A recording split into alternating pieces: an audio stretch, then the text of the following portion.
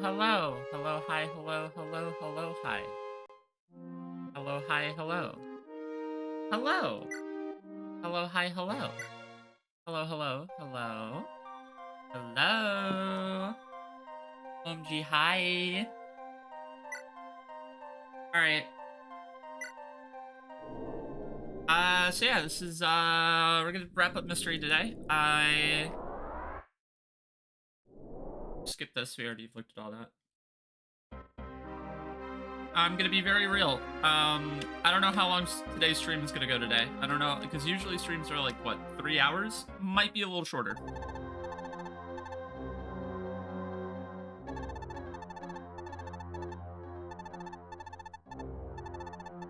And I would, what did you miss last time? Were you around when Tiki died? Because, Tiki died. That's what you missed. I mean, I know I'm supposed to be reviving either, Lena or Julian with the Om stuff. Or sorry, not, Julian or Minerva with the Om stuff for saving another cleric. But, that's not happening. So... Oh my god! Oh my god, hi, Poison! Holy... Oh wow, there's no alert for raids. Oh my god, welcome, hi! Hello! Holy shit! Thank you! Oh my god! Welcome to the stream, we're playing, old strategy games. Oh my god.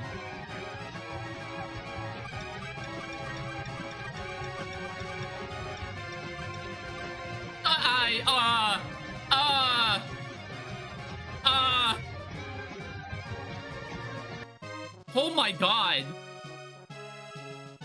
How many subs was that? Oh, we're gonna be here a while. Wow, you can only count to 4? Poison be like... Oh, this is gonna be hard to watch. This is gonna be hard to watch for a minute. I apologize for that.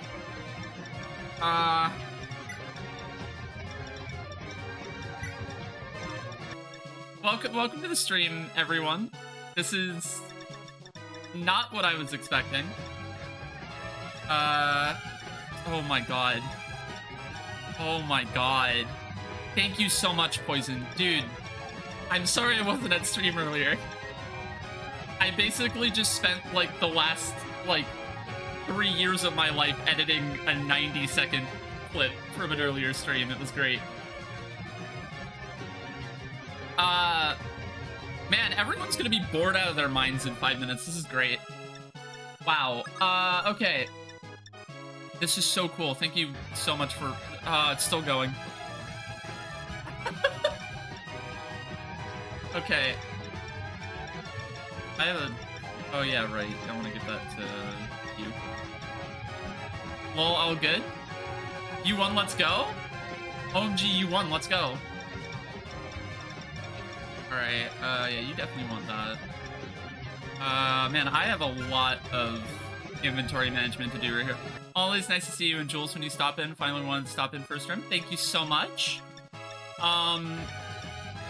Man, okay, to be perfectly real, since it's been a minute, Jules and I are not too much of a thing anymore.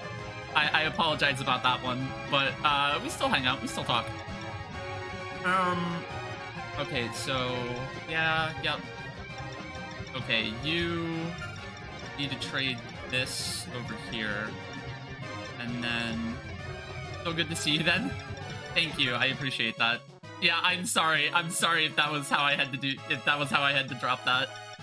God, I do not have enough swords. This is a problem. I do not have enough swords. Like, hold on. I'm straight up gonna give the silver sword to Zane, so Marth can just take that other rapier. You're bad at things? You're not bad at things. You're clearly better at things. Can the music please stop? You've never played a Fire Emblem game? I would not say that this is the one to start with, but I love it. I've played, there's 17 of them. I've played all 17. We're on the final chapter, so spoilers, I guess. Leah regretting her choices. Yeah, that's just me. It's just how I roll. So basically the gist is, at least in this game, there's a big dragon. Okay, gotta go bye forever. No! Alright, so the gist is, that there's a big dragon, and, I'm gonna go kill it. So, also, this has been an Ironman challenge, so as you can see in the little Alivant section, that's everyone who's dead. I mean, Midia's not dead because I did a little thing where this game is split into 2 bits, and it revives all of the characters when you go for the second half. And I just decided it would be funny if all of the characters that died in the first part stayed dead. And only like 4 people died in book 1. Wait, people died? No way. And now we're here. Okay, so how far do you... Oh, you have Meteor. Alright. Yeah, and then you're... Yeah, Tiki died. She got crit while I was fast-forwarding the game. No, you're supposed to crit, asshole. Oh, okay, alright. Well, I'm dropping Sirius an entire tier in the tier list after this.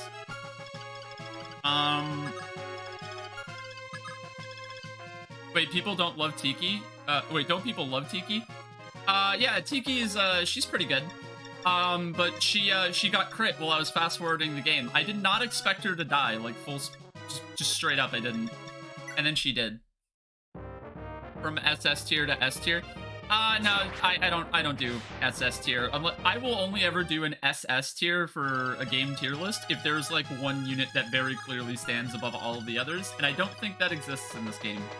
Because even a unit as dominant as, like, Paula, she falls off in endgame, which is where we are at right now. And when all of the stats at cap at 20, she can't dominate when everyone catches up to her. So... Oh, I didn't do any inventory management on my stabs. That's my bad.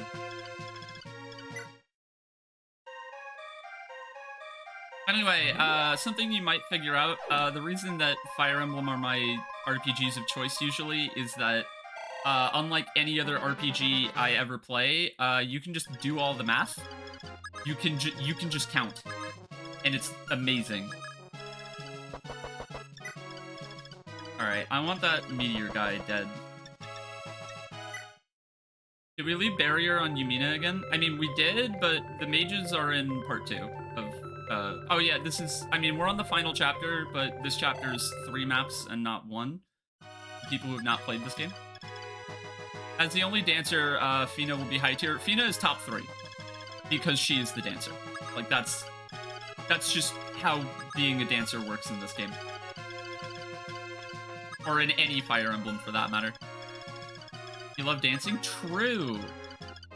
Alright, so... Yeah, this guy needs to die. How much damage is this gonna do? 18 plus 18 max. Oh no, it's 18. Why does that kill? Oh my god. Wait, I have to barrier Marth for that to work. Do you have barrier? No. Do you have barrier? Yes.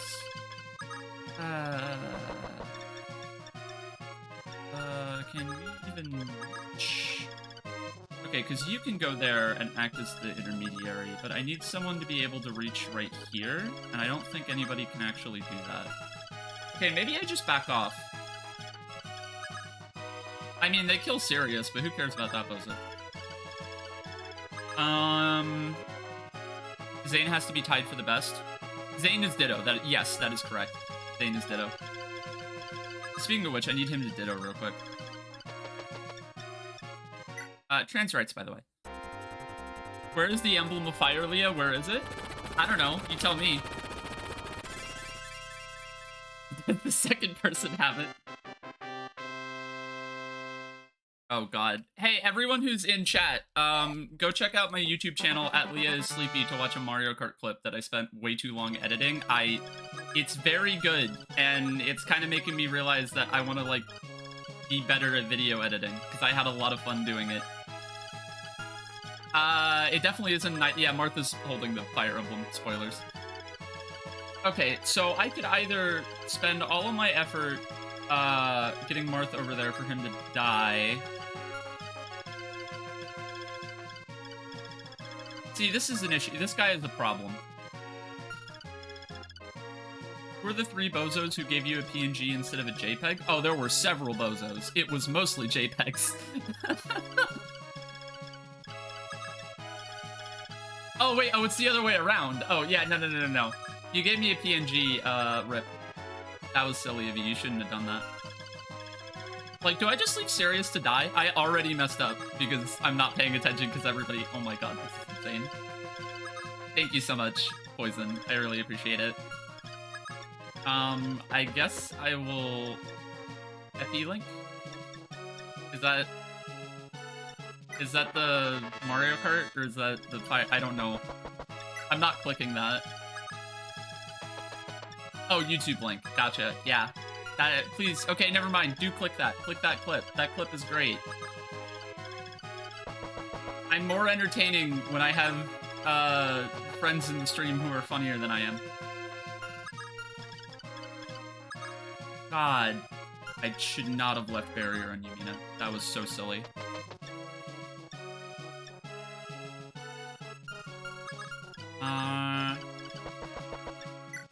You're in the clip? You are in the clip. You're literally the very first thing in the clip. And I mean, it's context, granted. But yes, you are in fact in the clip. Thank you. I appreciate that.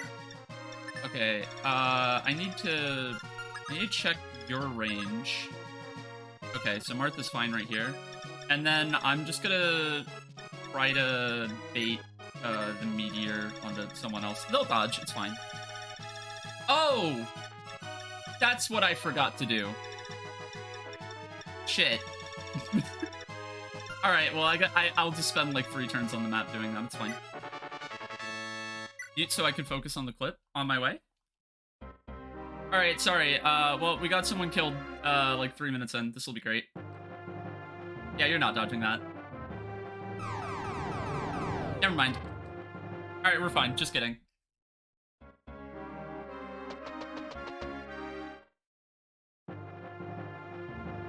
I think it should speak volumes about how difficult I think this game is, that I have this many people dead, and I just casually risk someone else's life, and I'm not scared.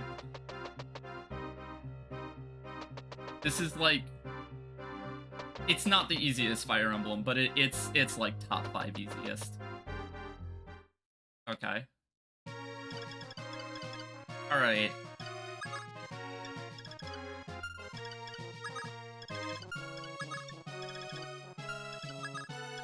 So we'll use George, because it's just safer. How much defense did that Barbarian have to only take 2? He has 18 defense. The endgame enemies in... I was not paying attention, by the way, to that 18 defense once again. Yeah, endgame enemies in Mystery of the Emblem are not a joke. At least in terms of, like... But fortunately for me... I'm sorry, let me clarify. 0 res. So, units like Ubello and Merrick are gonna be... Oh yeah, people in here who haven't played Fire Emblem games. Child Soldiers. I hope you like Child Soldiers. You're back? Welcome back. I hope you enjoyed that nonsense. Alright, and then... Where do you reach? Not far enough. You can fight. I was gonna say, because I need that dragon to die this turn. Ideally. But it's probably not going to. Maybe I just don't. Maybe I just don't bother trying to kill that dragon. We gave you Bello steroids and then gave those to the war criminal. Oh yeah, people don't know. Well, I mean, I think you had to be there for the war crimes. I can't, like, I'm gonna call her a war criminal, and then I'm gonna have to spend, like, 4 minutes trying to explain why. It's not worth it. You did have to be there to understand. I'm gonna fast forward that. Okay. And then you here, dance for you, bellow. Technically, it's us, and we forced her to be a war criminal. That's like minor details. It was more than 23 experience. Look, I'm not going to confirm or deny the allegations. Okay. So...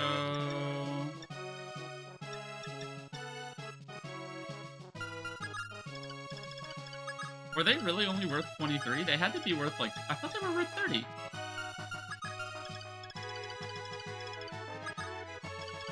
Alright, usual indecisiveness that doesn't actually matter. I was gonna say, what people are gonna be doing this turn is, like, hoarding stat boosters. Like, okay, so you need defense and HP. So, here's defense, here's HP. I'll give you one of the 4 power rings as well, why not? And then we'll start with HP. Does not heal you that HP, that's good to know. What do you need? You need defense. So, I'm gonna put you... say you're still pure watered. We have the again staff. Yeah, we're gonna use that for endgame. We're not gonna mess around on the final map. I know the final boss is easy and everything, and we're probably gonna kill him with Ubello, but...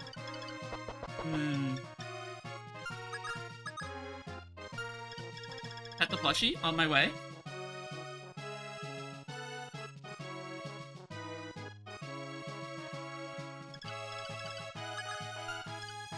Okay, so 16 attack and then 15. 16 plus 15 is 31.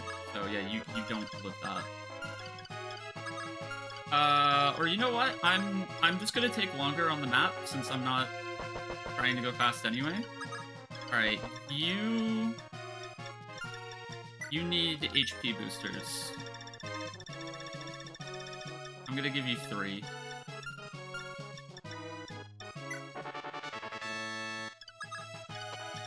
Alright, and then...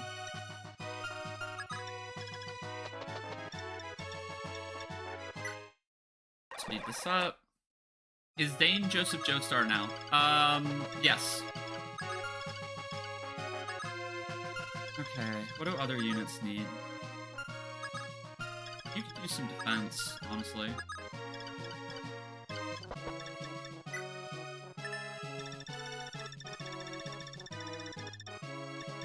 Alright, okay, and then... it's Jonathan. It's Jonathan Joestar. Oh, wait, really quick. How far do you reach? Okay, not far enough. I'm just gonna do this. What do you need? Nothing. You need nothing. You're perfect.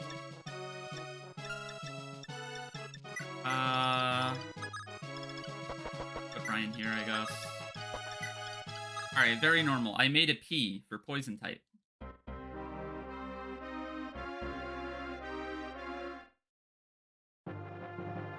Good thing I barriered her. E. So true.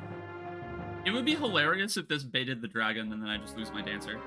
It doesn't. That dragon's not gonna move, I can already tell.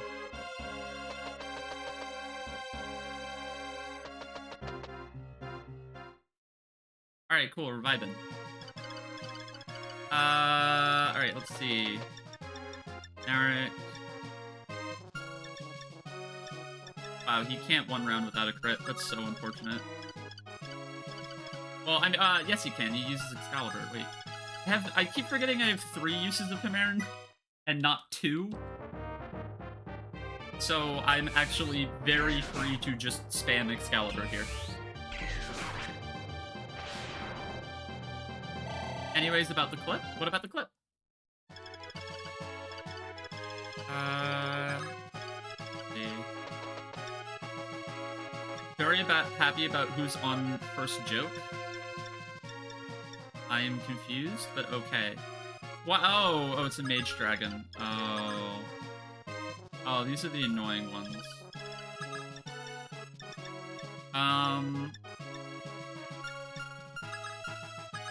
I don't remember what weapons are effective against mage dragons or not.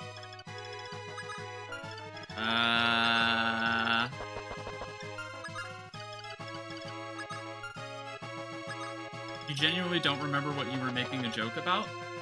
I mean, the VOD is out there. This is something that can be figured out. Alright. We're just gonna kill this guy. Alright, he's dead.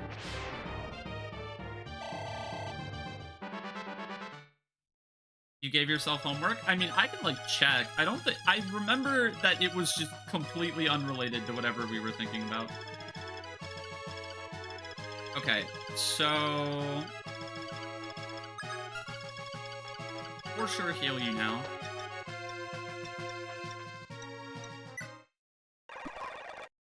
Dragon owes us $40.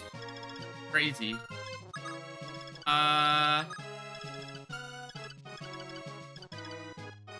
See, I could try... well, hold on. You have 11 attack speed with the Gratavu. And, wow, only 34 attack. Maybe I'd give you a power ring. 34 minus 15... 4 minus 5 and 2. Oh my god. Wow, that's so unfortunate. She's 1 strength off from 1 round KOing. Which is why... I'm gonna move Marth right here. I don't need these anymore. I don't know why you're holding them. Alright, this is the plan. Wait, what? Alright, and then you right here. Okay, now you can 1 round. You can't reach, right? No, you can't. This is probably a clip, I can use that feature to go look at the VOD of the clip. True. Oh, I don't think anyone clipped it. I don't think it actually got clipped. That's the thing.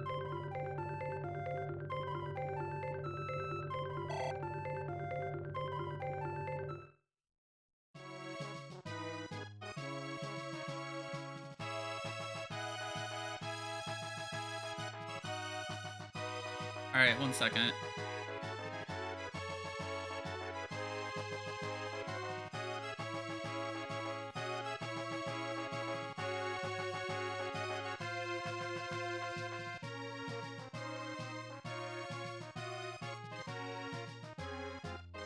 Okay, sorry about that. Alright, use that feature to go look at the VOD of the clip. True, true. Okay, so yeah, now...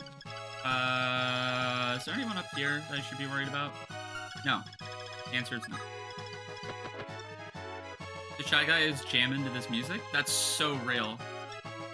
Alright. And then, yeah, now this 1 round. Get him. Ow. Alright, he's successfully been gotten.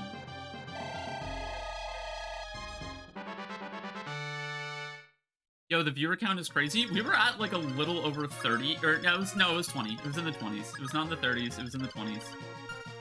But yes, it was in the 20s for a moment. It was great. Gratavu doubles your EXP gain. I got rated by a streamer that I like, who was cool. Thank you, streamer. Go watch their streams. They just did an amiibo tournament. Alright, let's see. I honestly think they're fine to tank this. Yeah, you're... well, that's 38. Sorry, apologies. 38 minus 14 is... yeah, okay, you live. Oh, but the Meteor Bishop is still alive. Okay, so that's actually risking it. Alright, in that case, I need to start... I realized I made a mistake. I need to start sending people this way so I can, go get that chest. And Kazukiyu. Trans woman got 9th in a melee event. And she was covered in hickeys. That's... I have no comment. But that's in large part because you know exactly what my comment is. Alright, we're gonna have Ryan go fight the other Mage Dragon, I guess.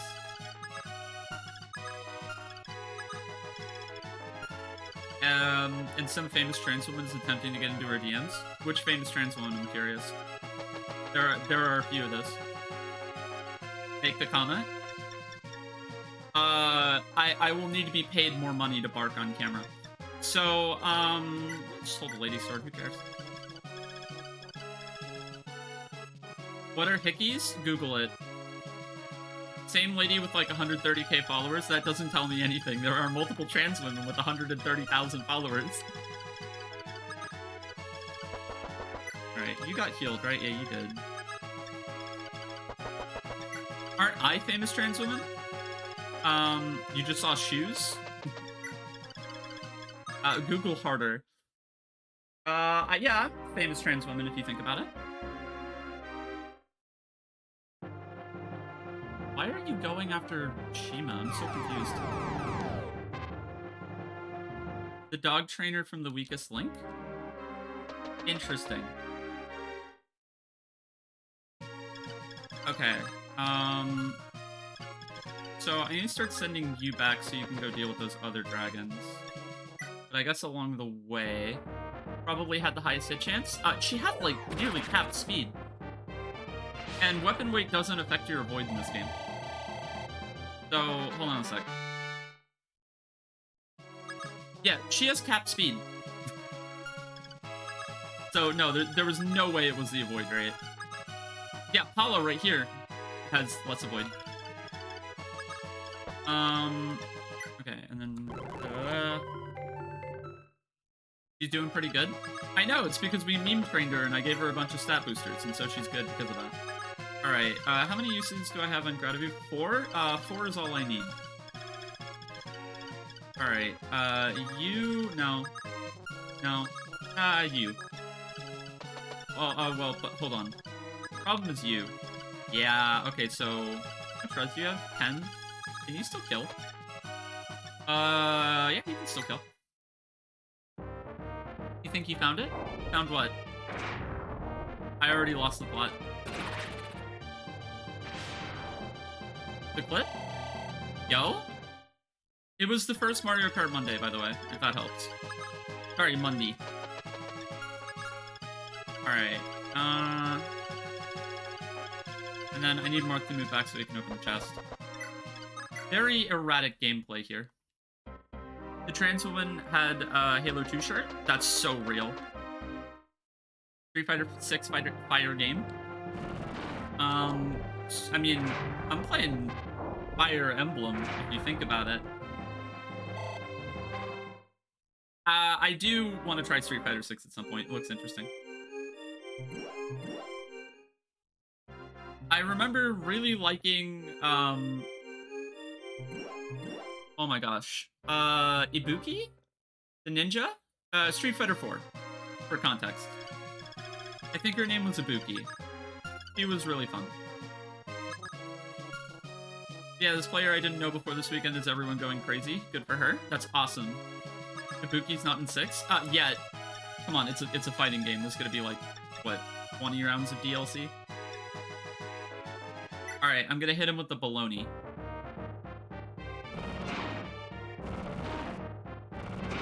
Baloney acquired.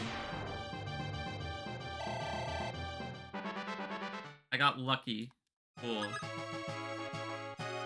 Yo, this is a good unit. There's definitely no bias and no favoritism. I just like using child soldiers. Alright, so... Oh, you de-transformed. Where's Samson? Ah! Oh my god.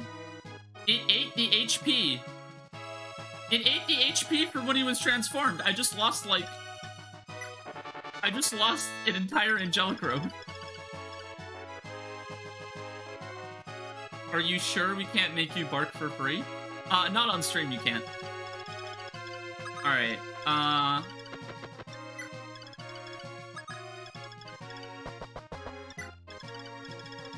good game. Woof.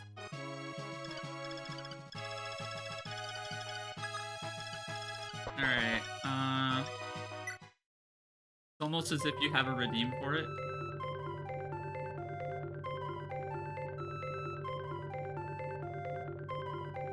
This is my redemption art.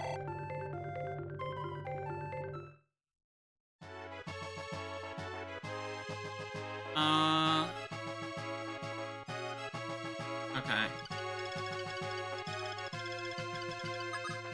Oh, this guy just says meteor? Okay, whatever.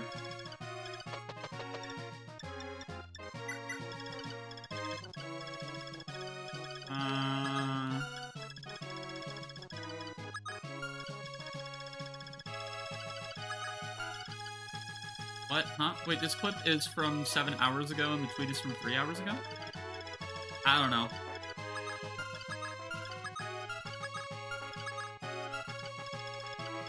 Hold on. Wait, by the way, what do you need? Strength and defense? Okay. And HP? Okay, sure. Let's just go over here and just get some strength and some defense and some HP. And then... Okay, well, I can only do one at a time, right? You could use strength, because you're going to be my Parthia user. I think that gets you the last power ring, which I'm okay with. Yeah. Alright, last one.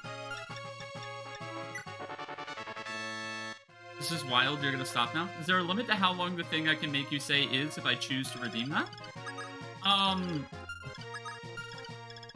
Don't put the B-movie script. Don't put a script of any movie, for that matter. But, please be reasonable. If it's like a couple paragraphs, that's probably doable. If it's anything more than that, I will scream.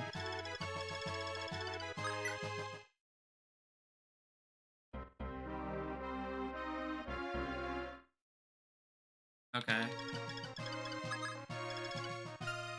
You should get healed.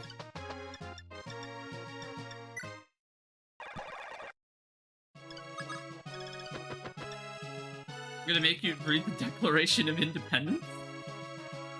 Alright, I got you, Simon.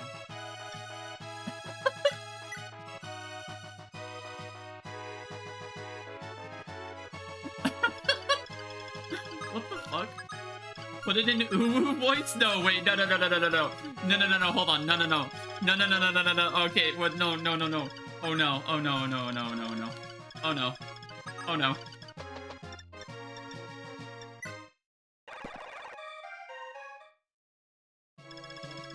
Did you get attacked? No? Okay. Are you holding something? No? Okay. You have that power? Yeah, but it takes you so far away from, It takes you so far away. It takes you so far away from, the bag of Cheetos. Pancake, think about the bag of Cheetos. What's wrong, Mia? Don't you want a move voice? I'm already suffering. Are you at full health? Yeah. I could summon 2 blue high. You could summon, I think 8 blue high. Oh, you can summon. Opinion on calling blue high charge. I disagree, but it's funny. Alright, that doesn't show me their HP. Or does it? It does. Anyone hurt? Okay. Charge.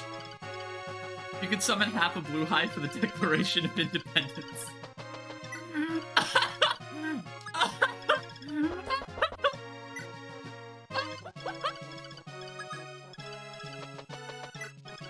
That is a sentence that everyone here knew was going to be said out loud.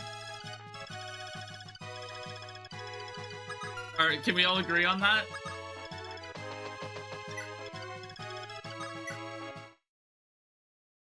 In Nuwu voice, of course.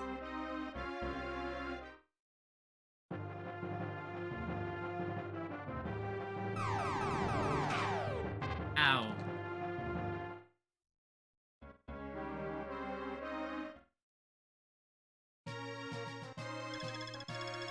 Alright, well...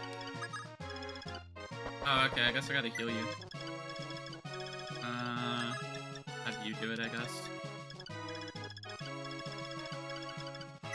Yeah, is this in a Nuwu voice?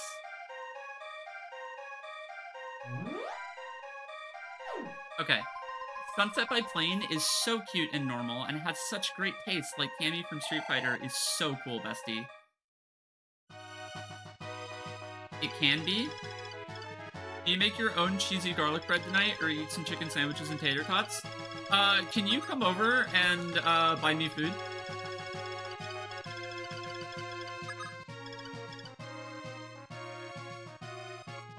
Hey, no fighting in the chat. Let's not do that, please. Okay? Can we agree on that? Please and thank you. I don't like that you can't reach.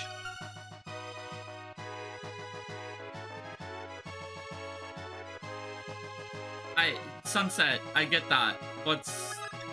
This is a warning to, like, just, please, everyone there, keep it civil. Please keep it civil.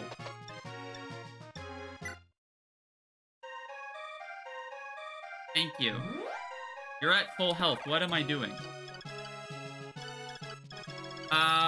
See, I'm terrified that you're gonna move, and then Shima has to dodge.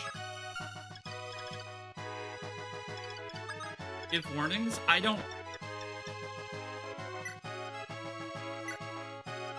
I'm sorry that I missed that message, Sunset.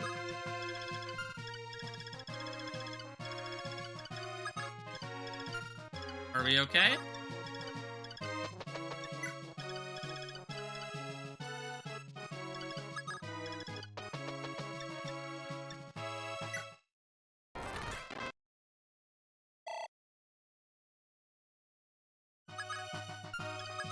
Alright, I'm just gonna turn. Okay, cool, they don't move. Alright. Really quick, do you one-shot this guy? 39 attack. You need one more strength. That's so unfortunate. Okay, so you should fight the dragon first.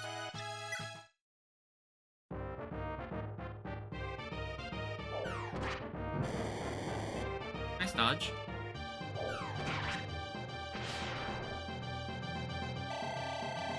Yo, one more strength? Let's go. Alright, let's go get that chest. Did I ever kill this guy? No? Moment.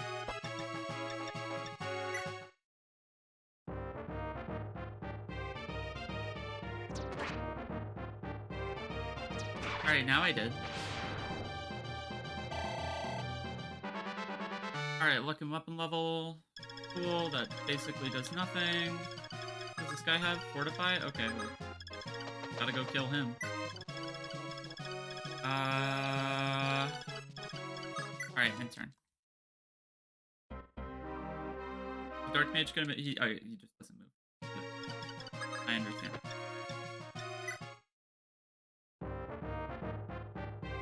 Bonk him. He has been bonked.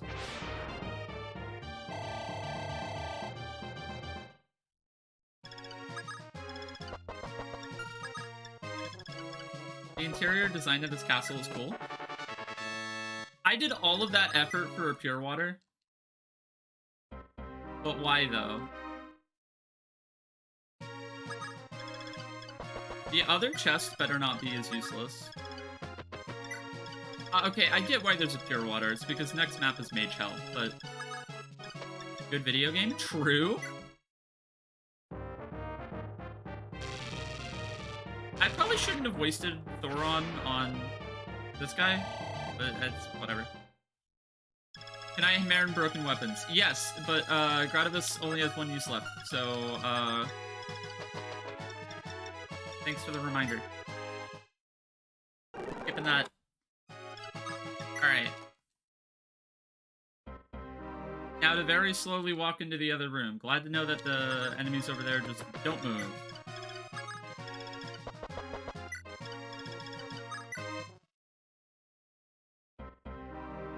We're gonna be here for a second.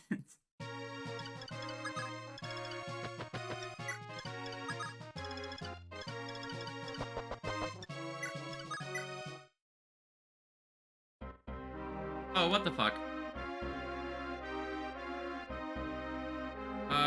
I think you're at full health. Yeah, so you're fine. I didn't realize. Alright, that's like very mildly annoying. But I have a plan.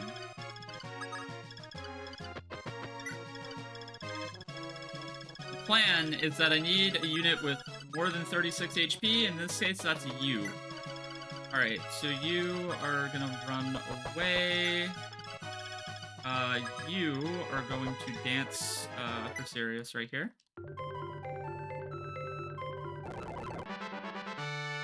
Strength, skill, speed, luck, weapon level. Cool, cool. Alright, and then you are just gonna go right here, and you're just gonna block the choke point. And then if more mage dragons show up, it isn't gonna matter, because I'm just gonna keep healing Sirius, and only 2 of them will be able to hit him in a turn. As long as I give him, like, a shitty sword that doesn't kill anything. Or I just, like, have him not hold the sword at all. Like, and I just have him, like... Yeah, just hold, like, the steel sword until it breaks. Which is fine. Alright, that's the plan. He's just gonna body block. I just have to remember to heal him. Yep, there's more mage dragons. That's cool. That's cool and good. I love that.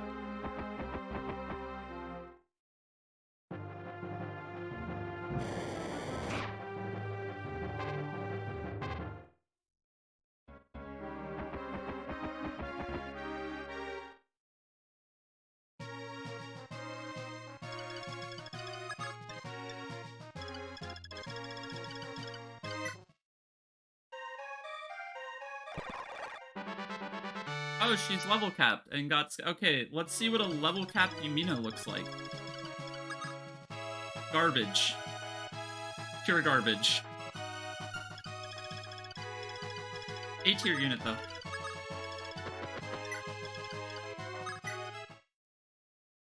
She's a baby? Yeah, but I mean, so is Ubello. Yo, Pilem! What's good? Oh, shit, they spawn on both sides.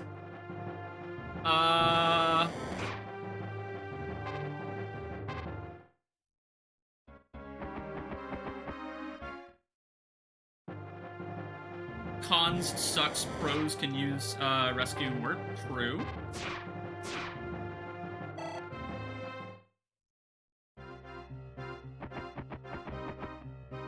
Yeah, okay. I didn't realize they spawned on both sides. That's actually kind of annoying.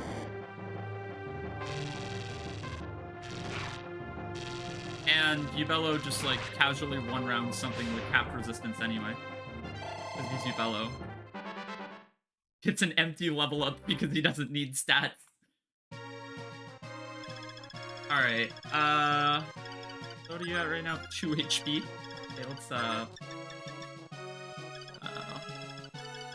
just do that real quick. You've just slaughtered it? True.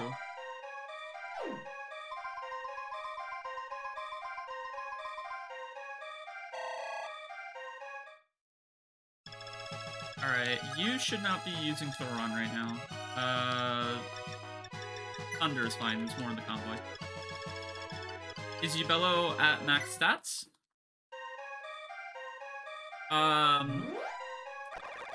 Hold on. The cap is 20, except for HP, which is 52. So, definitely not capped HP. I'm gonna give him a Seraph Orb later. 1 point of magic away from the cap. Cap skill, cap speed, nearly cap luck, cap weapon level, decent defense, and very good resistance. Sure, you can cap resistance at 20 if you try really, really hard or buy a lot of stat boosters. But, I mean, most characters have a base resistance of 0, and everyone's resistance growth in this game is 3%. So having high resistance is very, very difficult. I should not have you holding the Killing Edge. You should be holding the Steel Sword. What am I doing?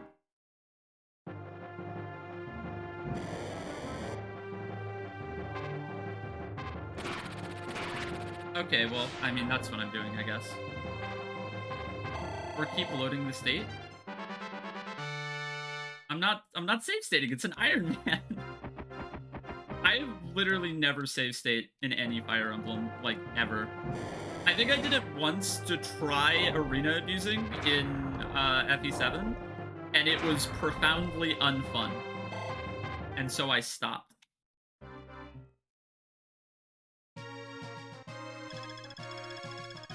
Oh, for resistance levels? Yeah, you could rig the RNG. I mean, that's lame. I will only ever support RNG abuse if you have, like, a funny reason for it, and capping someone's resistance in Mystery is not, like, that funny of a reason. Or if you're doing, like, an LTC playthrough. If you're doing an LTC, just, I mean, please destroy the game as much as you want. That's kind of why I want to watch that. Alright, so... actually, I'm gonna do this as a 2-for-1. And just kill you from close range. LTC is an acronym for low turn count, where you go for the lowest turn count possible. It is basically what high-level Fire Emblem actually looks like.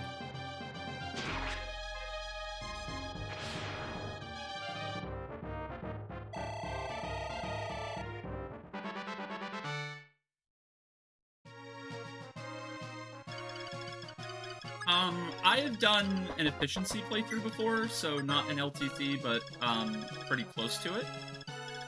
It's very fun. I want to try an actual LTC in the future, but that is in the future.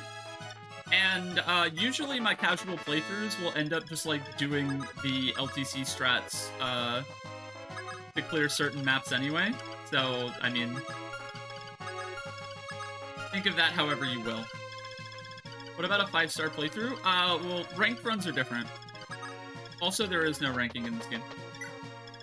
I guess I haven't formally stated this, but the plan is to pretend to do a ranked run of what the actual fuck? Please dodge this. Thank you. Why are they in the treasure rooms? I think Shima can die. I don't know how much HP she has, but I think it's... I didn't heal her because I didn't expect reinforcements right on top of the treasure chests. What the... Don't let her die? Alright, I'll try. Actually, how much HP does Ubello have? I think he's fine. Yeah, he dodges. Who cares? And he kills another capped res mage dragon. Oh, he's level capped. And he got his last point of strength. If you say no, she legally cannot die. Why is she in the gender room? That's an amazing question. Why is she in the gender room? Okay, good dodge. I think that would have killed her. Just straight up. Alright, she'll get there. Don't worry. Alright, good job. Funny crit.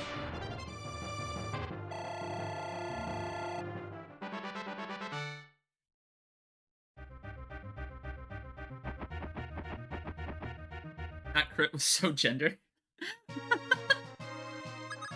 Shima in the gender room, what will she do? Oh, wow, it gives you a fucking... I should have Googled. I should have Googled. I should have Googled what it gives you. But I didn't. Alright. Go luck weapon level. Alright, you all need to run.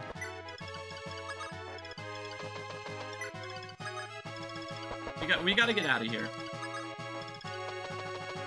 I think I need to heal, Sirius.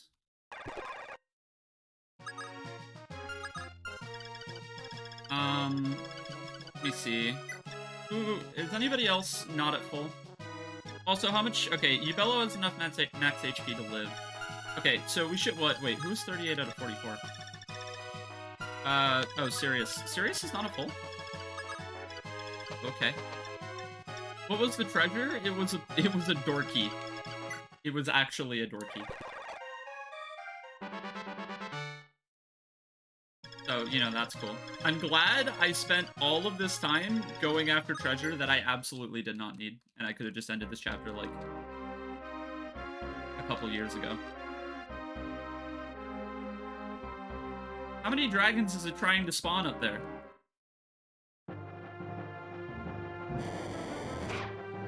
Ow.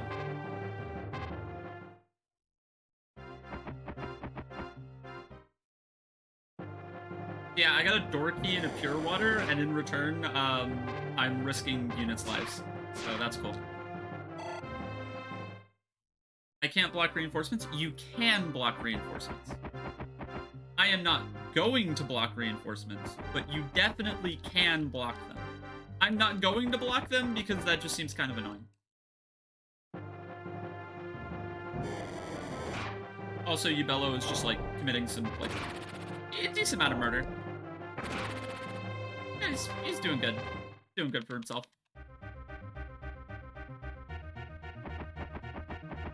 Man, I should not have opened those treasure chests. Worst mistake of my life. They would have blocked the reinforcements. They wouldn't have spawned in. The enemies would have blocked the reinforcements. This sucks.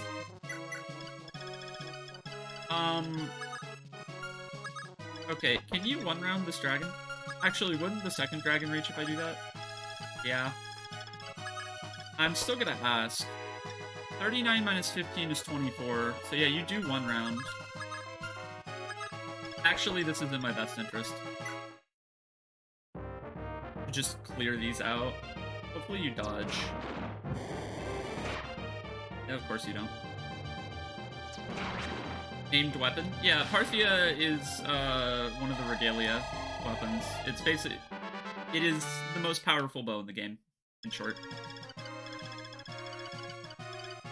Alright, yeah, so you're just gonna go here and just mend.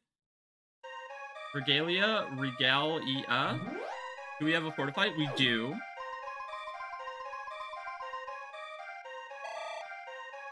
I'm gonna try to avoid using it for this chapter and start using it in the next chapter so I have enough uses. Just don't want it to run out. Okay, so you are gonna copy Jonathan again. Sirius is scaring you? You'll be fine.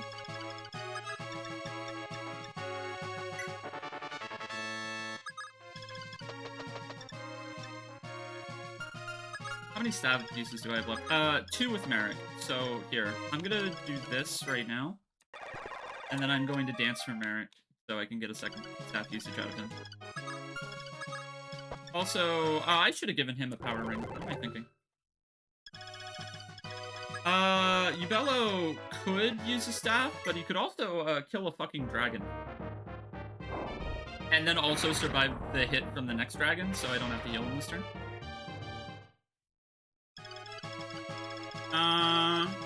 And then... Oh, well, that's easy. I'll just have Yumina heal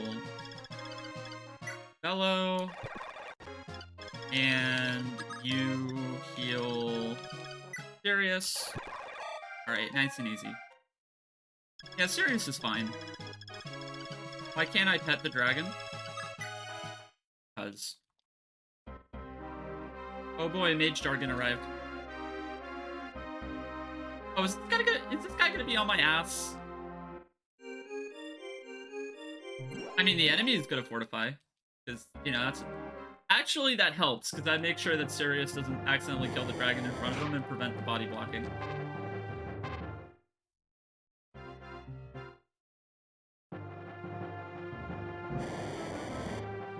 Okay, good dodge. Just remember, Sirius, every dodge saves me a physics staff.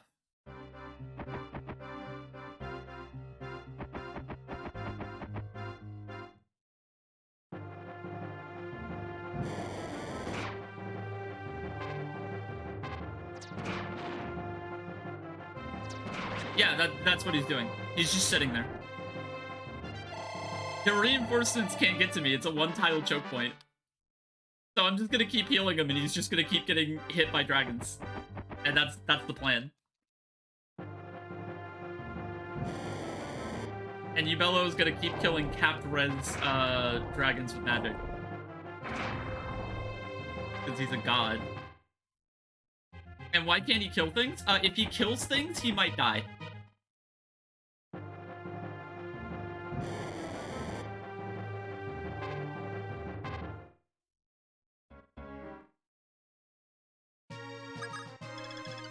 Yes. That is why I gave him the steel sword.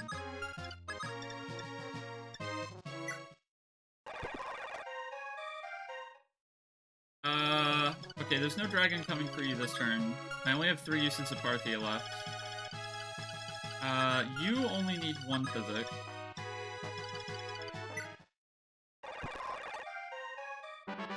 If he doesn't attack, only defense, and has a good weapon. Why would he die? Because if he kills this guy, don't worry, he's gonna get healed next turn by this fortified guy right here. If he kills this guy, then this guy takes his place. He can survive 2 dragon hits, he can't survive 3. You only have 1 use of Thunder left. That's kind of funny, actually. Although, if another dragon spawns, I do need to heal you so that you don't die from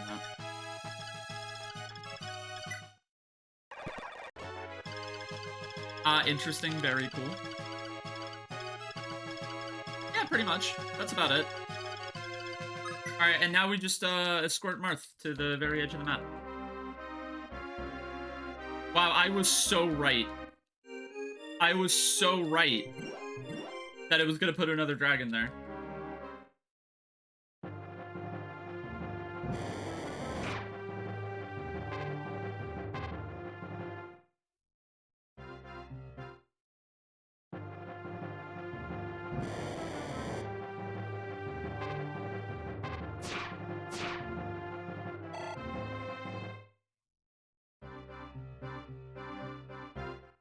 Moment.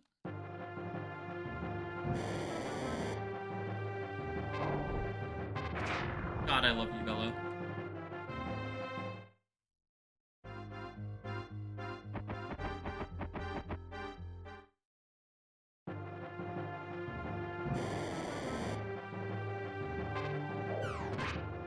Are the dragon spawns random?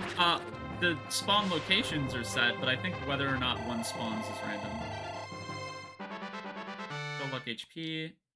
Where's the end of this map? In that room over there that I haven't opened yet?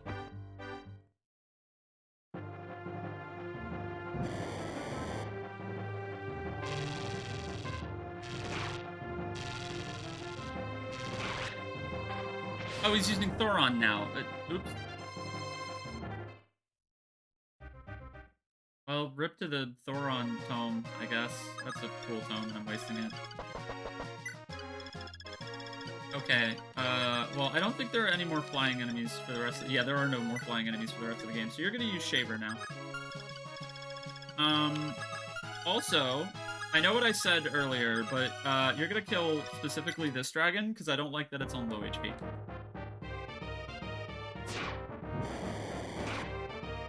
So I'm gonna do it on player phase, because I can heal right after.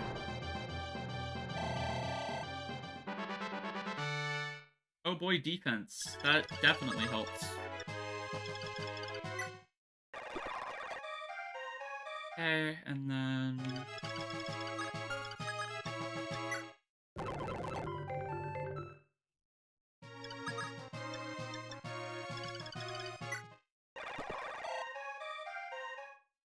Okay.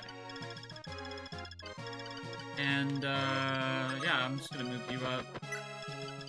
Move you up.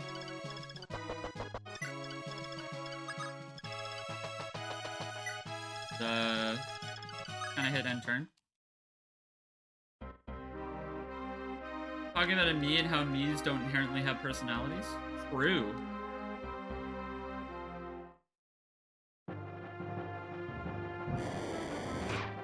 This was about Daisy being a tomboy? That sounds right. That sounds right.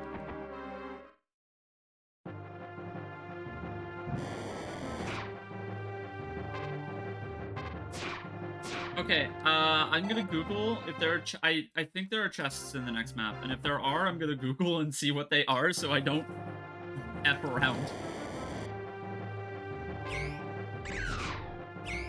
Right, the staff is next map.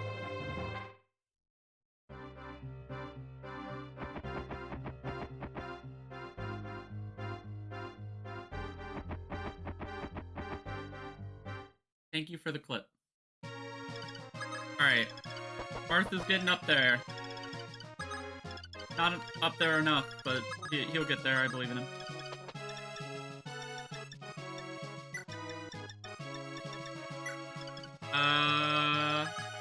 Okay, you're good. You got hit by both, right? Yeah, you did.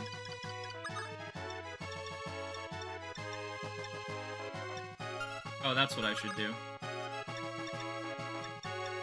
Alright, but first, let's heal you.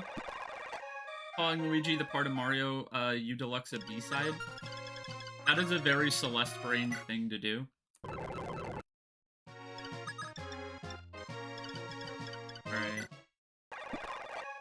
Okay, Sirius gets to live now. Oh, good, Merrick got magic. Cool.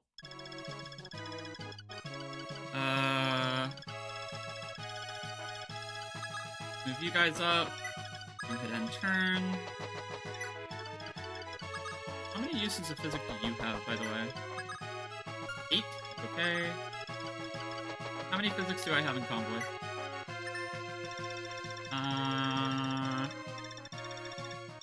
1, 2, 3. 3. Okay, that's fine. Alright, I need to start moving everybody up.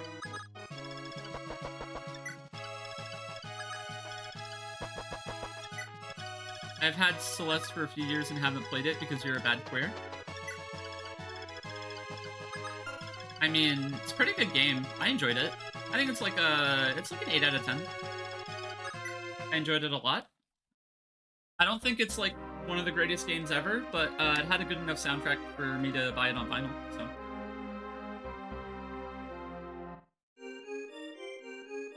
You bought Celeste and couldn't run it? That is unfortunate.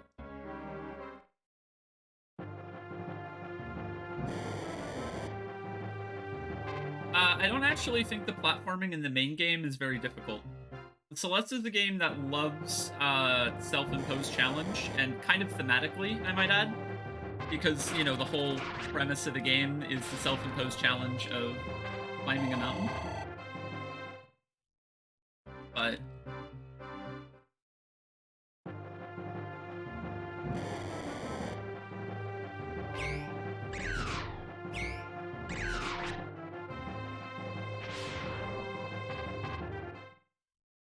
this is why I love training you, Bello, every single time. I will never not train you, Bello, if I play Mystery of the Emblem. I will LTC this game, and I'll still train you, Bello.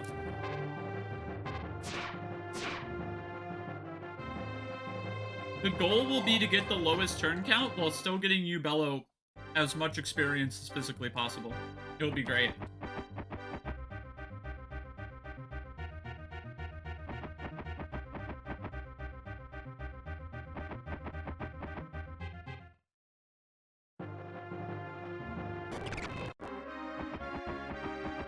LTC, you Bello percent.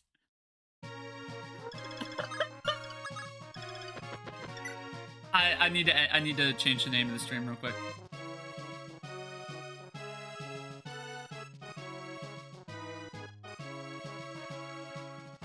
All right.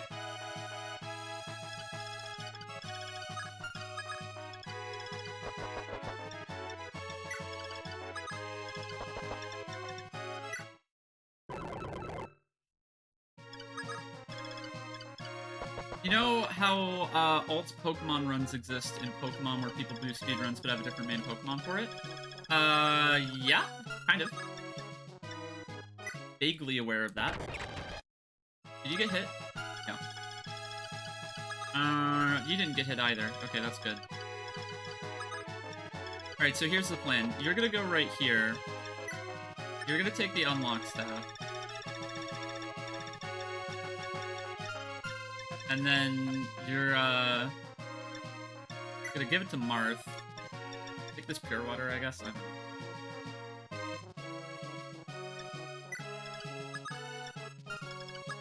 Alright, then you are gonna go... Oh, I will just hit end turn. But... Why did I do that? Okay, whatever. Yeah, that was a silly unlock stat play, actually.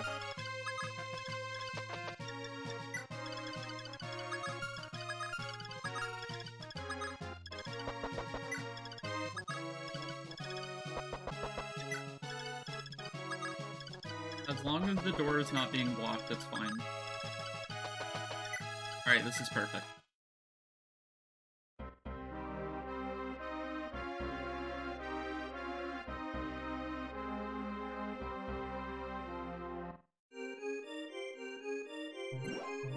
Oh, do it with Drifloon, but on Friday. Well, you can always edit your system clock.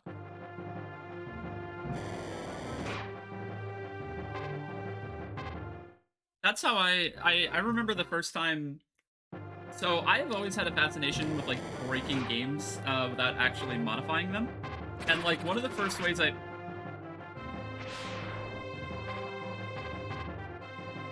Hold on a second.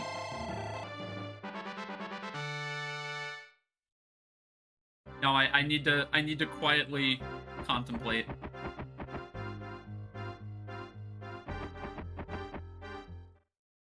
I'm just trying to get all the maidens killed, I think. Holy shit. Oh my god.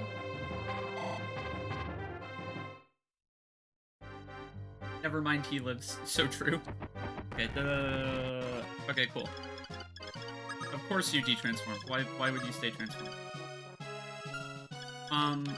Okay, so you know what? I don't even care. Just open the door.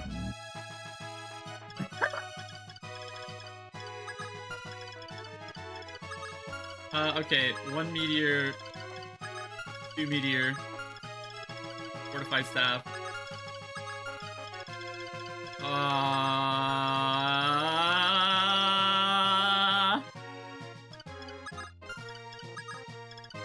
I mean, this is funny. Okay, so you don't kill unless you crit. Not even with the double sword. How do you do? Wait, I have like the dumbest idea ever. No, well, yeah, no, it will work. Because this guy isn't gonna move, he's just gonna attack Marth. So, like, I need to move you out of the way. Yubello needs to kill this meteor guy right here.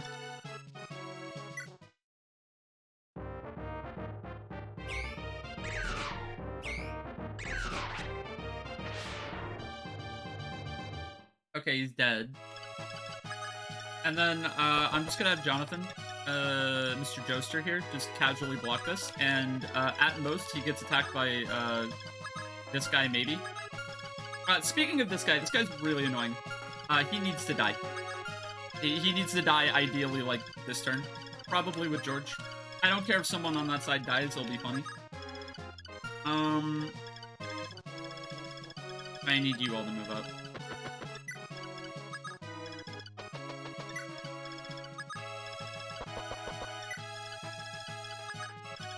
And who is hurt?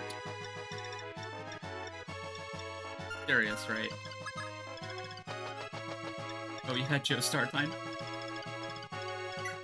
And speed up. Cool. Thank you, Militia. Very cool. Okay. So, we're gonna have you very quickly transform. Okay, cool. Alright, and then we're gonna have you go over here, wielding the Armor Slayer, so you don't kill that dragon just in case, and then hit wait. That dragon can also attack any of them, but they can all survive a hit, so who cares? None of these guys all have double axes, no hand axes. That guy... Oh, that guy's mildly annoying, but, I'm just gonna have to live with it, I think. Question is, you can't reach Samson, so that's actually what matters. He's annoying if this guy doesn't die, but, spoiler alert, that guy is going to die. Okay, so now, That's a mage dragon. Right, that's a mage dragon. Okay, so you one round with just the steel sword. And actually, that's okay.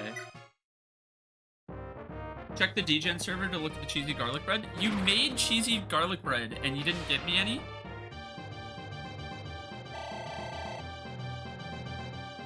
I wasn't saying you were inept. I just wanted food. Diane, can you bring me the food? I'm far away. Come closer. Silver bow. Sure. You're saying you're inept? You're not inept. Don't say you're inept. You're not inept. You are not inept. I don't want to hear it. That is an untrue statement. With cooking? Yeah, you're not inept.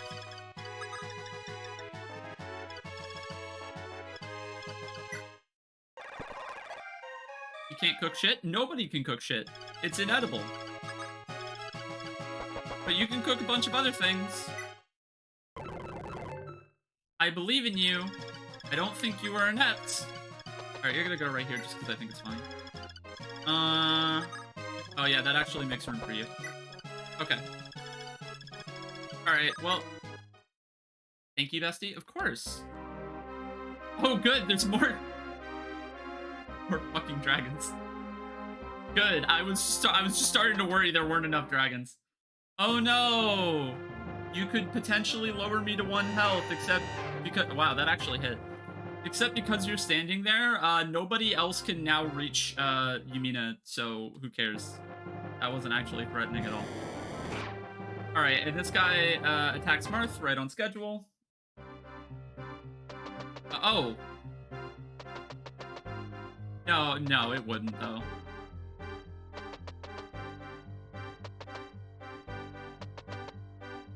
Wait, I just got punished.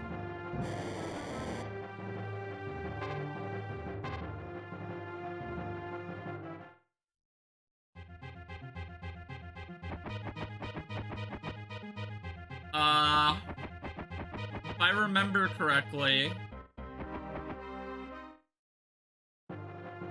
Why is this guy going for George when George can counter? That's weird. That's weirdo. Uh-huh, okay, yeah, we get it. Move literally every other dragon except for the one I'm worried about. Okay. 1, 2, 3, 4, 5, 6, 7, 8, 9, 10, 11, 12, 13, 14, 15, 16, 17. Yeah, that is exact kill. There is a 41% chance that the run ends right here.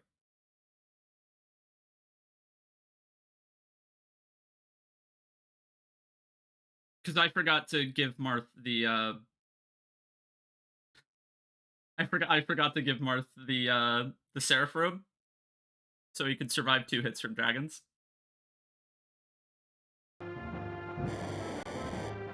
It didn't, because I'm a god, but it could have.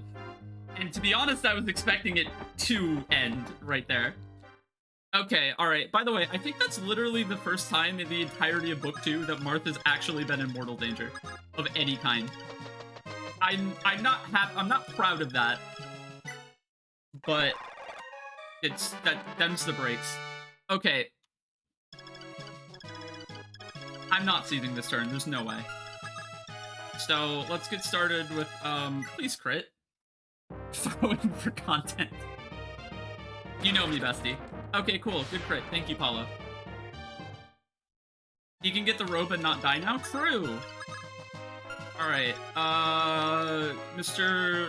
Joestar. Wow, you would need to crit twice. I think everything would need to crit twice, though. 28 minus 50, yeah, you would still need to... No, you only need to crit once. Okay, what's better? 1 16% crit or 2 36% crits? Or do I just move him and have someone else do it? Like Marth. Or, I stop overthinking, I take Mercurius, and I don't know. Here, sure. And just do this, and this definitely kills. And I'm not gonna math that, because I know it kills. You don't know I'm the Fire Emblem expert? I'm not an expert at Fire Emblem. Clearly, I just threw. I should have died.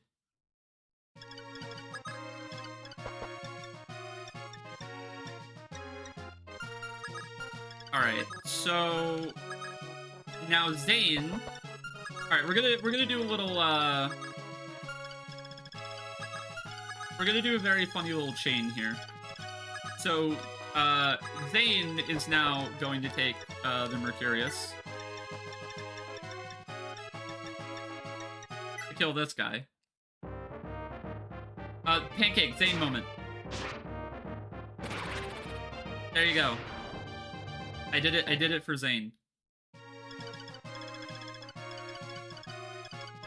Alright, you are gonna go here. Or you're gonna move somewhere else, maybe? It could be Mend. You could Mend George if you move, but I don't want you to move. Well, hold on. Can George reach? I think he can. Yeah, he can. You need to move. Okay. Or, like, I could have you stand next to Marth. And that way you can take another physic from the convoy. Zane just won a major today? Congrats to Zane. I don't know. Alright, and then we're gonna physic, Zane. Alright, and then you are gonna go over here. And... oh my god, you need to crit. You're gonna crit. You're gonna crit. Yeah, you're gonna crit. And dodge a 49. That's pretty cool.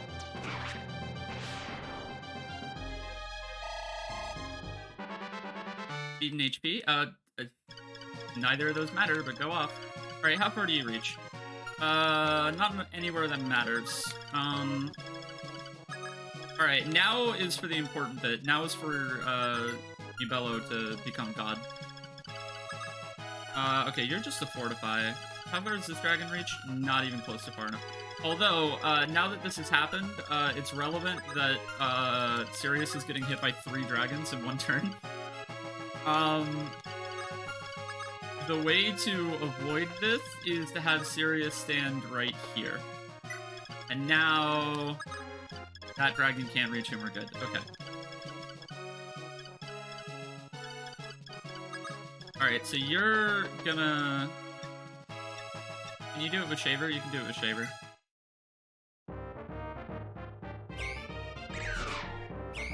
Alright, and then Ubello is going to dodge tank like a fucking god. That's the plan. Like, I am gonna have Astrum with, I don't know. That literally might do more damage, because they have cap defense, right? They have nearly cap defense. Okay, so the Killing Edge does 2 damage, and the Silver does 6. Yeah, so you actually do more damage with a Levin sword than you do with literally any other weapon. That's hilarious. Alright, and Marth is, Marth is not gonna die. Gonna make sure Marth doesn't die.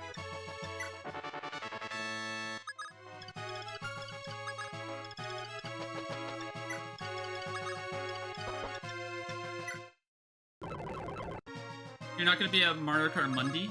It's M-O-N-D-Y, get it right. How are HPs? Marth could be healed. And Zane could be healed. Oh, and Yumina's at 1. Okay. In that case, you're gonna heal, actually, you're gonna heal Zane, because Yumina's not in any mortal danger. Not your fault you don't know this stuff. I don't know what you're talking about, but go off. You gotta add a Mario Kart channel to the Discord? Maybe. I'm kind of fine with just having a general, considering how rarely it gets pinged anyway. Like, it's like once a week at this point. And I kind of did that on accident, but that's besides the point. Are there just infinite dragons? It's probably not infinite due to SNES storage limitations, but it's near infinite. I like how this guy is attacking Astrum, even though Astrum has a sword that can actually, like, do damage to him. I think he's doing it because Astrum can die, and if Astrum dies, we're just gonna say Rip Bozo.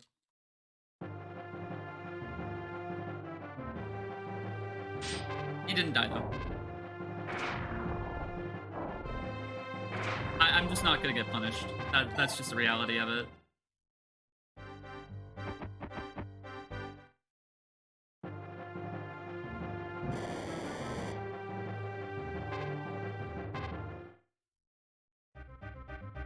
Congrats, Bozo.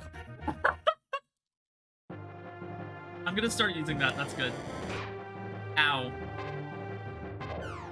There are 2 maps after this. I mean, the final map we're going to turn into a joke, but there's 1 more map I have to play.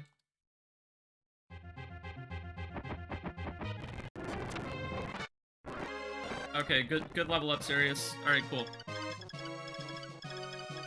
Probably gonna Fortify Staff this turn, but I need magic combat. Okay, so you can reach where Ubello is. Means Marth can go here. 1, 2, 3, 4, 5, 6, 7. Ah. Oh my god. Wow, that's so unfortunate.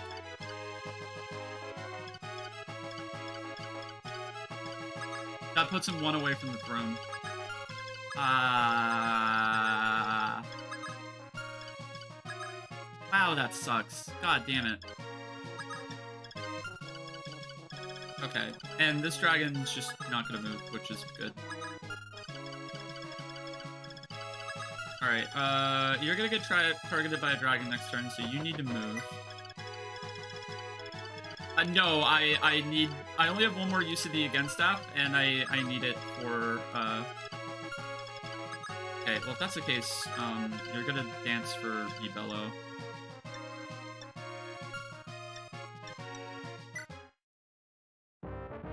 Yeah, the last Against Staff use is gonna be for the final map, so I can either 1 or 2 turn it. And that's mostly just to save myself time, because I'm still making a tier list after all of this. So. Alright, you... Okay, hold on.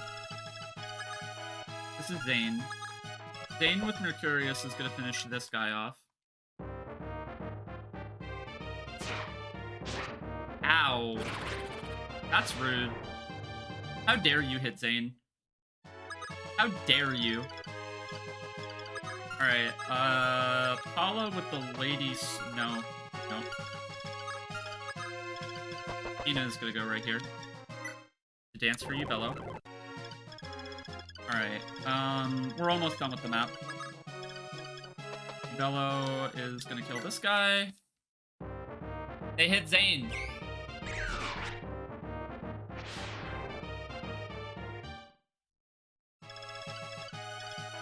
Alright, you are gonna go here, and then if that somehow doesn't kill, I'll probably have Paula kill. How dare they? So true. Alright, and then Paula finished the job. Oh, it's... The Lady Sword is effective against barbarians? Why did I not know that? I thought it was only effective against thieves. Alright, you're not at full, so let's just heal you to full. Literally nobody else can get attacked this turn, if I remember correctly. It's effective against men. So true. Alright, let's have Marth move. Full move. Do you have, like, a men's staff or something? Yeah, you do. Okay. I probably should have had Marth, use another Seraph Robe, but it's fine. The men's staff. The staff full of men. Oh good, more fucking mage dragons.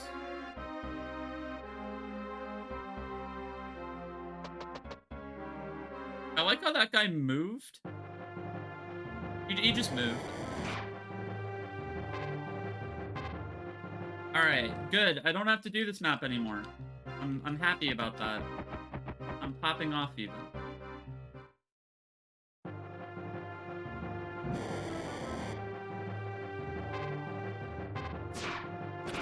He's in his smoke break? Who's taking the smoke break?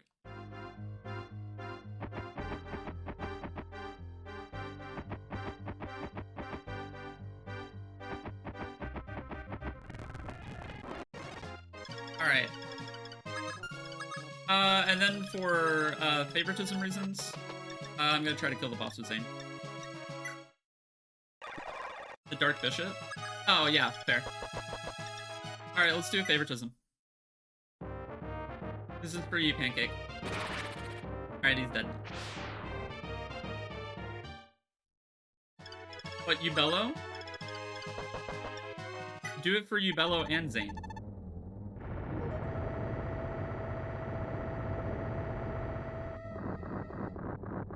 Rock moment. Oh boy. It's this map.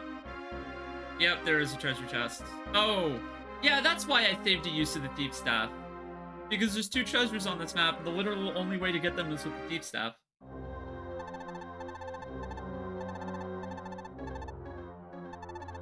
Oh, Neo, what happened? Garneth is back for some reason. I have absolutely no idea why. They don't explain this.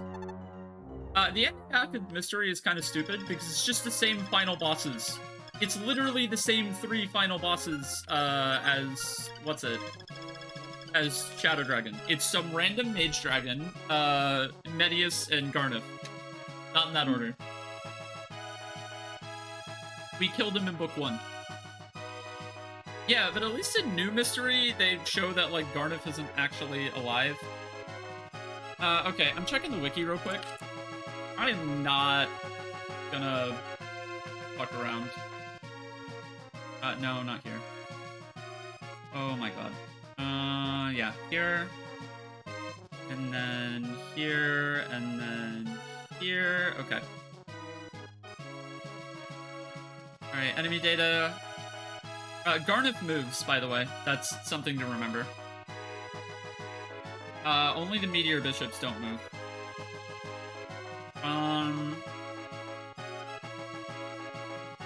Alright, and then... I have until turn 12 before reinforcements. And what's in the chests?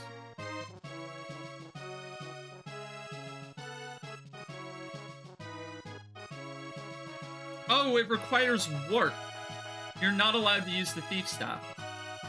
Oh, holy shit, I don't get the Om Staff.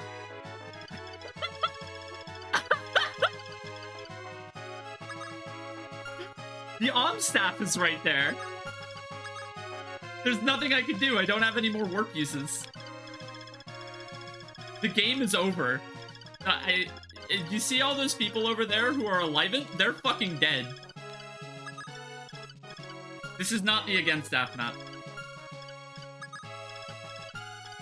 Okay, where's Samson? Oh, very convenient. Yeah, nope, they're not getting revived. They're dead. There are 2 more people who are going to die in the final map, and I'm just gonna leave it at that. Okay, so you need to use one more Seraph Robe, and you can stand right here.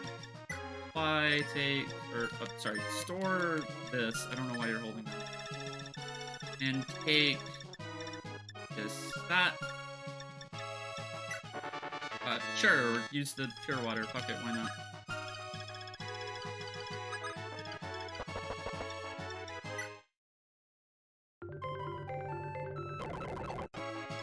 So this map is really annoying. It's this guy and this guy too. Don't worry. Yeah, right there. It's just mages and dragons, and if there's one giant fucking hallway to go to them. But don't worry, at the end of the hallway, you get to get fucked up by Garneth, so that's cool. So Ubello is going to be instrumental in beating this map for us. Alright, you are gonna...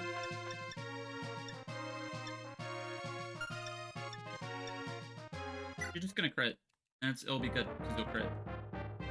Yeah, you crit. Good job.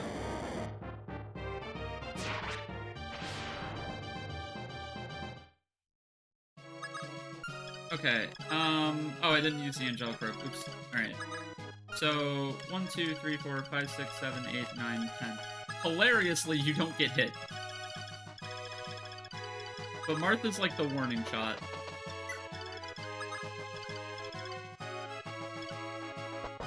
Yeah, I used the water instead. That might actually be mildly helpful. I know for a fact that Ubello needs to be barriered before he does anything. Like, I need Ubello to have as much res as humanly possible. And even then, he's gonna have to dodge Dulon mages? That's not fun. Like, yeah, do they all have it? Okay, you have Meteor, you have Baloney, you have Dulon, you have Meteor. Dulon, Baloney, Meteor, Meteor, Garnet. Okay. And then these guys all reach the exact same range as Garnet. Right. But, you know, we'll figure it out. This is why I saved the warp staff. I should not have used it. I don't know why I listened when I was told to use the warp staff. I love the meteor animation in this game, by the way. I don't know if I've ever mentioned that. It's a really good animation.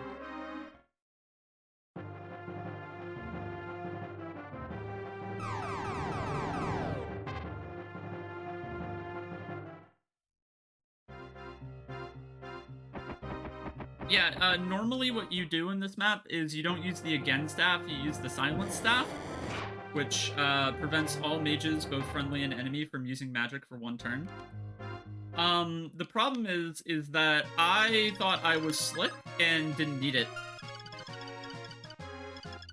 And I am not slick. So that's all I have to say on that matter. Where's Zane? Oh, right.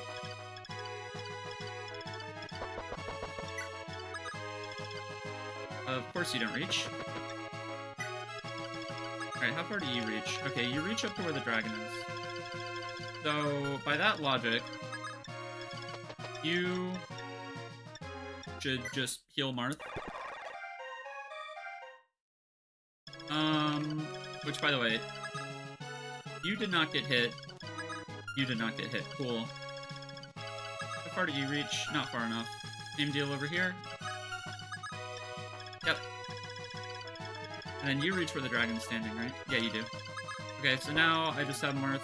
Marth does not have Mercurius. Zane is Mercurius. Shit. Miracle Chip.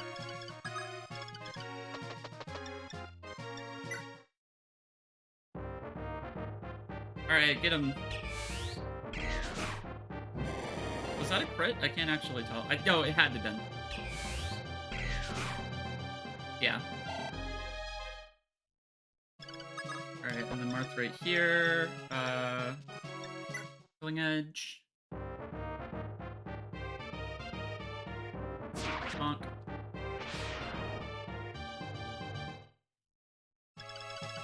Alright, and then I'm not gonna barrier, but instead I'm just gonna do the funnier thing, which is to just take the pure water. And while I'm here, I'm gonna take another angelic robe for Ubello. And another tome, if I can. Oh wait, right, I need Starlight. Baloney is not gonna help anymore. Get rid of it. Instead... Hellfire. And then... Pure Water. You are going to... Not there. We're gonna dance for Ubello. And then Ubello is gonna go here. Use the Angelic Robe. He's not holding Starlight, but that's okay because this bozo can't reach him yet. I'll have his sister heal him. Alright, and then he's gonna go solo the map, because he's awesome. He's fucking Ubello. Love this dude. Alright, and nobody's hurt, right? Yeah, nobody's hurt. Okay, cool. Alright, you got this, buddy. I believe in you. Go get him. Oh, oops.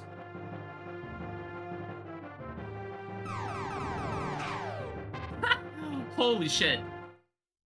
Was the Seraph Robe ever retroactive? What do you mean by that?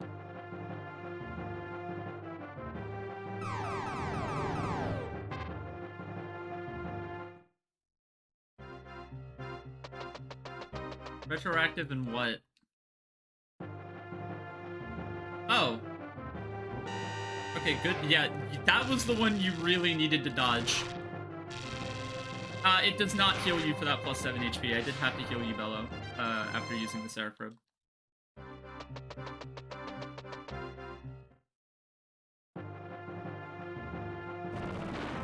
Okay, good dodges, you, Bello. We love to see it. Could have you use Starlight next turn.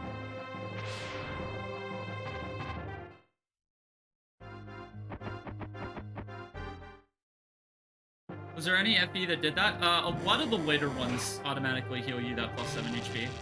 And it sounds powerful until you remember that vulneraries at worst heal 10. So, it's not actually that powerful at all. Alright, get him. Fuck him up. Yeah! Ubello sweep.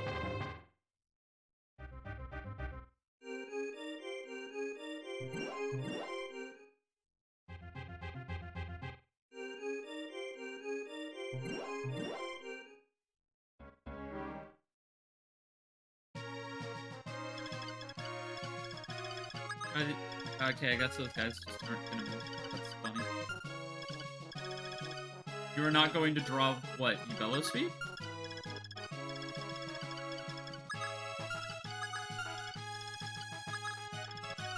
Alright, so how far does Garnet reach?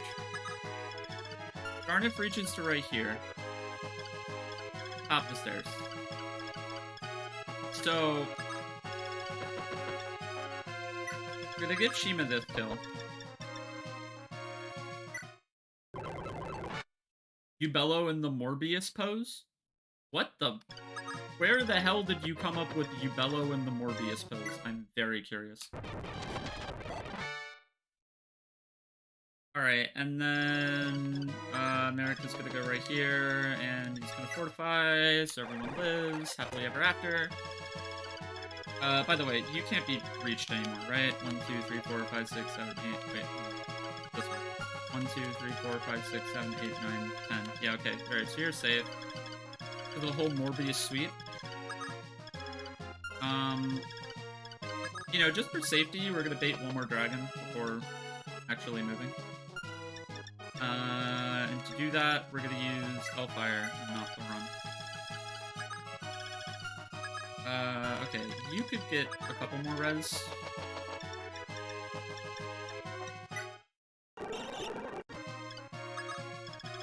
And then just chill right here. Yeah, and you should be safe. I needed to use the Angelic Robe. Fortify is heal everyone. Yeah, so like everyone should be on full now, right? Yes. Alright, and then we, just hang out.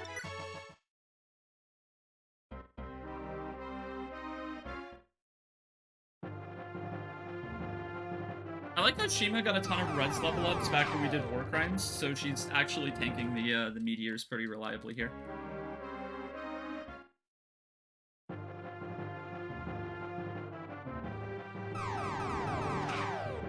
Ow.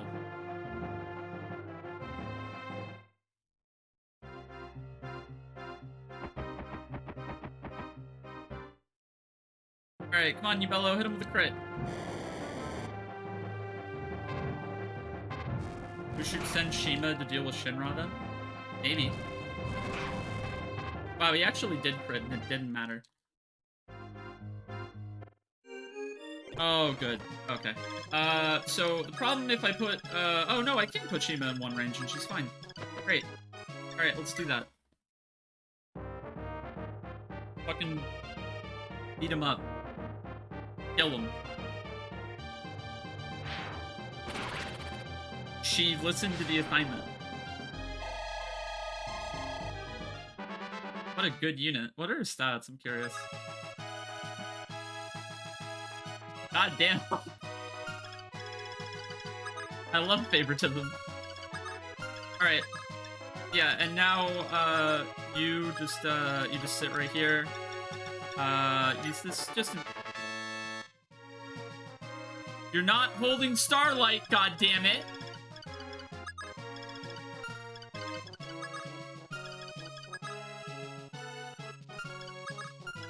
That's an issue. Oh, that's an issue! You need to hold Starlight.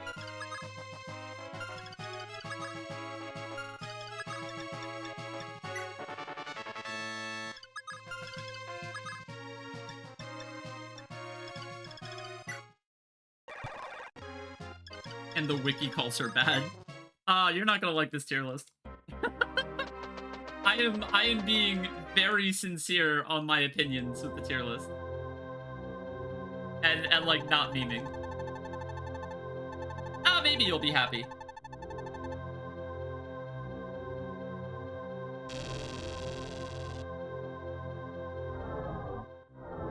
She does, I will spoiler, she does narrowly escape F tier.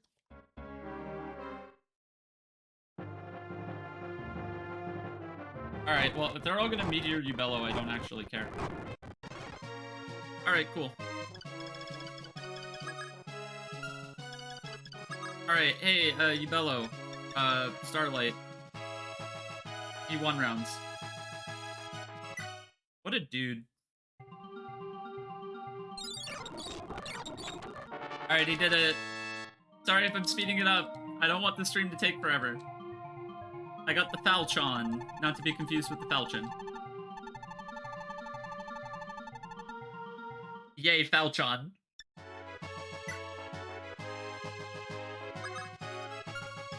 Okay, how far away is Mark? 1, 2, 3, 4, 5, 6, 7, 8, 9, 10, 11, 12. Okay, so... But can you survive? That's the question. If you use a pure water, 19 minus 7 is 12, times 2 is 24. Okay, so you don't.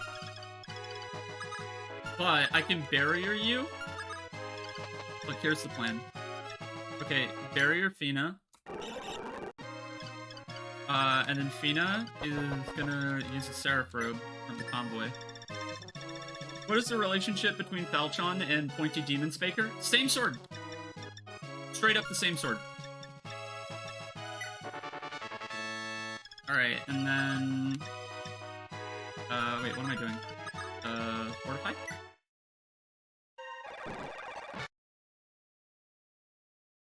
Yeah, Falchion is the big sword. It's just weirdly translated in this one. Yes, it is the... I wouldn't call it a blood sword, but, you know. And Marth goes here. He's got 5 res and 50 HP. He's made up. He's fine. Alright, and then we hit end turn, and Yubello dodges the Dualon Mage and all of these meteors, and we'll be fine. It knows who your dad is. I wish I knew who my dad was.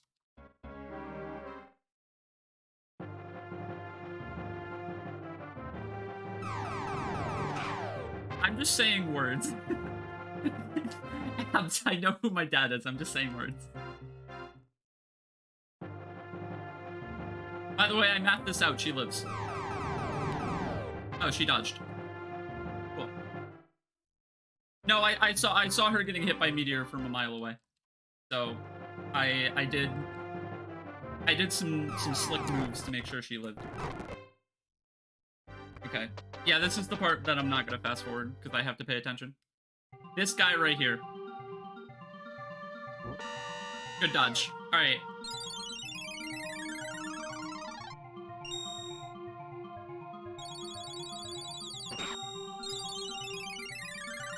I really love the starlight animation in this game. It looks really good. I mean, the funny thing is,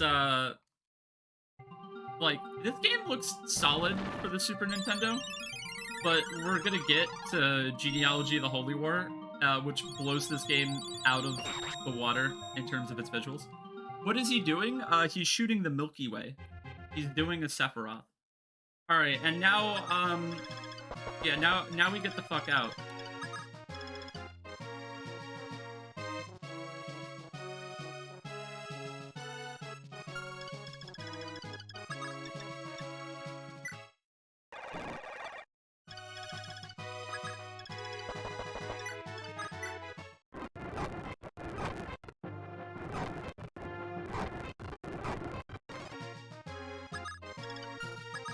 So, why didn't these guys... Why didn't they all gangbang Marth if two of them were gonna do it? I don't understand. Did the game just want me to win? Okay, now we get out.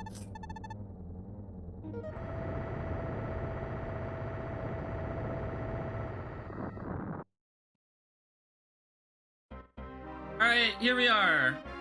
Final boss. Why didn't they attack Marth? They could have fucking killed him! If all 4 of those meteor bishops attacked Marth, he would have died, but only 2 of them attacked Marth. I have no idea why.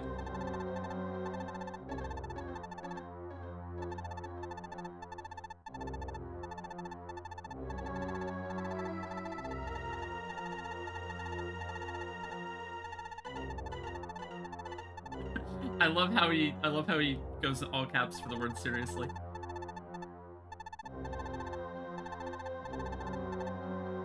Okay, so, oh yeah, those dragons are gone now. It's funny. I'm not saying this map isn't easy. I'm just saying that we're going to cheese it. Okay, so here's the final boss. I don't know why his portrait looks like that. His sprite is very funny though, and also when I press the when I press the A button on him, look at that. Look at him. Look at that little dude. Look at him! I love him. He's great. He's adorable. Alright, these are the last... these are the last 4 recruitable units in the game.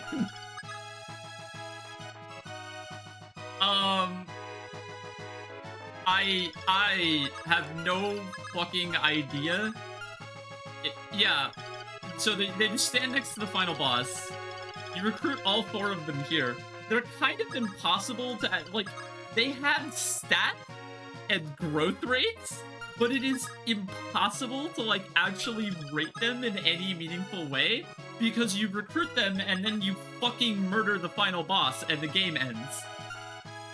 Why? Because they got mind-controlled by Medius, and you have to save them from mind control. I will show that off, Kali. Give me a minute.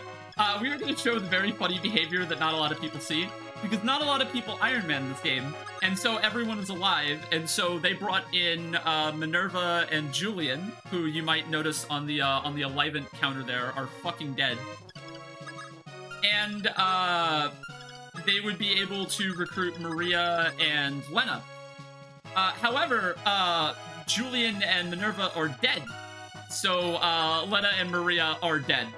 And it's not functionally dead. You could argue, oh, but you know, you could just kill Medius. No, they're dead. They're dead.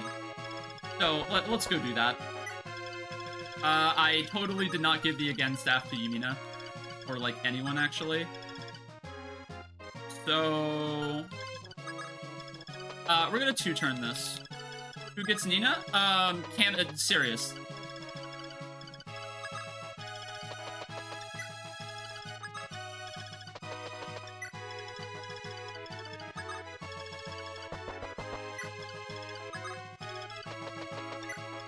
Also, the Earth Dragon reinforcements are a joke because Marth's shield just kills them on player face. It's in the convoy.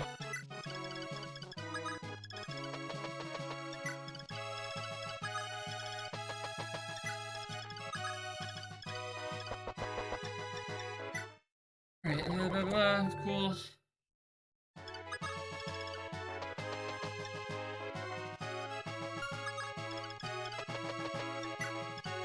Glad Zane is here at the end. True. Are there dead people up there mind controlled? No, they're very much alive, but... By the way, when did the reinforcements show up on this version of the map? This map is way harder in the remake of this game, and you basically have to, what's it? 2 turns after it starts.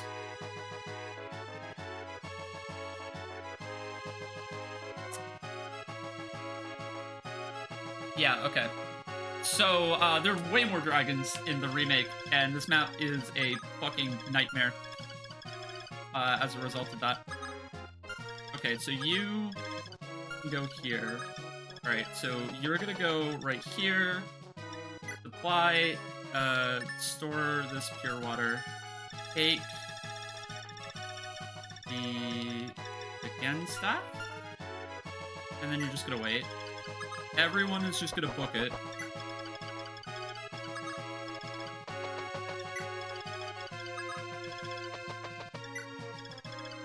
I might 3-turn.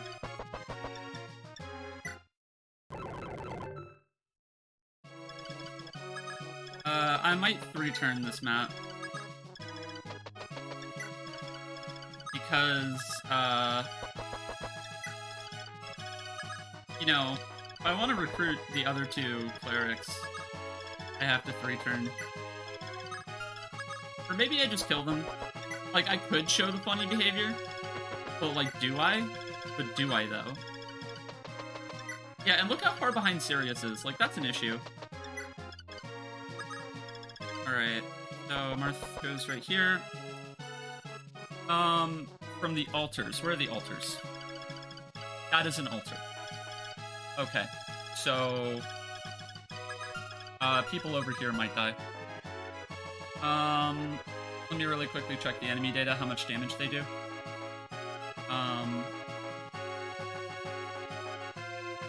History of the Emblem... they do 22 damage. Okay, so as long as you have more than 22 health, you're fine. Militia might die, LMAO. Everyone else is good. Yeah, we're gonna 3-turn this. You're gonna stay back, because you just exist to... And you can survive 3 whole Earth Dragons, so... Oh, and you should be holding a falchion. I don't know why I'm not doing that, but it's funny, so whatever. Alright, and that's assuming the Earth Dragons show up. They did show up. Only 2 of them. Why only 2 of them? I guess so I couldn't die, because now they literally can't kill Marth.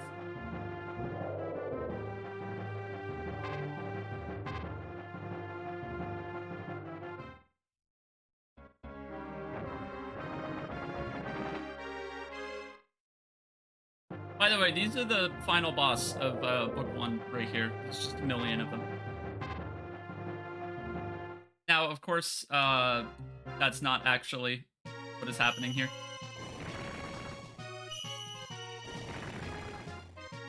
Okay, so here's the plan. Okay, that's Maria. So Maria is one of the 2 that has to die. I'm gonna show what happens with the other one. But otherwise, which is... Oh, it's Lena and Maria. Okay, well, I'll kill Lena then. We're gonna show what happens to Maria.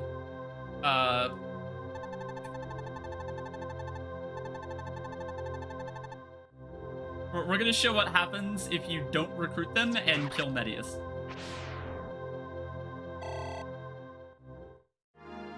I'm not adding her to the death counter, I don't care. Rest in peace, Lena. I'm sorry I got Julian killed, like, before I could even recruit the femboy. Alright, so, but yeah, Nina is recruited by Sirius, Ellis is recruited by Merrick.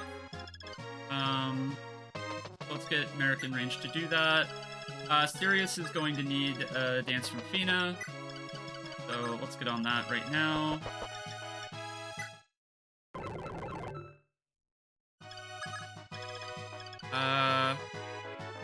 Wow, just barely can't reach. That's unfortunate. Alright. I need everyone else, like, swooped in for the kill here. And then... Okay. Well, unfortunately, I have to check this now. How much might does the Falchion have? Basically, am I going to one-round Garnif with a crit? Because if I'm gonna one-round Garnif, or not Medius with a crit, then I can't do that. Okay, in Mystery of the Emblem, it has effectively 30 might. 30 might plus 19 strength is 49 attack. Oh, but it's gonna get halved by, Okay, hold on. So, like... He can't move, by the way. Don't listen to that. Okay, so... It's gonna be 30... It's gonna be 59.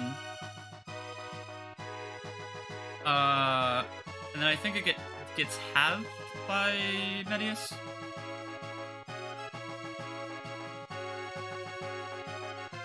Because Dark Breath halves your attack, right? Reduces the attack power by 50% for the duration. Okay, so... half of 59, we're just gonna say it's 29, just to be safe and say it rounds down. So 29 minus 15 is 14. So if Marth crits, he one-rounds Medius, and then the funny happens. So we're just gonna see if that happens, because it's gonna have to happen at least once anyway if I want to be funny about this. So, let's go be funny about this. Take the Falchion, and, let's just hit Medius really hard. It's 24, what? Okay, Marth does less damage than I thought. Alright, go kill him.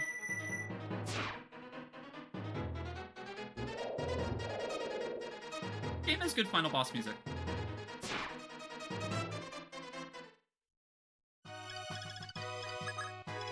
Alright, is that Samson? It is. I guess for the meme.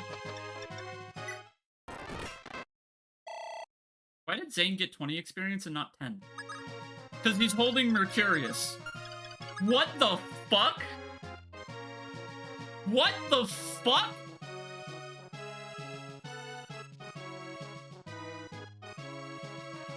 Alright, well, I just learned the most useless piece of Fire Emblem trivia ever, and it's how to double Zane's experience gain in Mystery of the Emblem, which doesn't do a goddamn thing, by the way. Oh, wait, by the way, besides Nina, yeah, we're... Oh, yeah, Merc's right there, that's right. Did you get hit? No. And by the way, how well do you do? We'll just say Starlight. I think that's... Yeah, that's the most powerful thing here. Probably not a lot. However, it's funny, and, you know, again, stuff. So, let's do this. Right, right. Why is... I'm sorry, why did Yubello get attacked first? Oh, you're not allowed to hit Medius with anything other than Falchion. Fine, okay. Sure, whatever. Well, if that's the case, none of these bozos matter. And I just do this.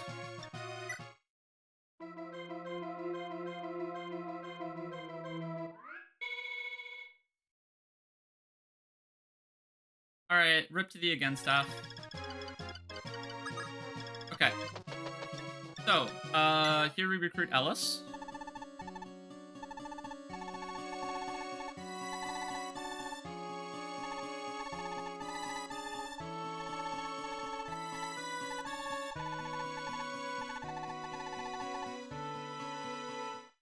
Okay, cool. Ellis has been recruited. Merrick is crushing on her super hard. That's the story. Here's the most interesting recruitment of the four.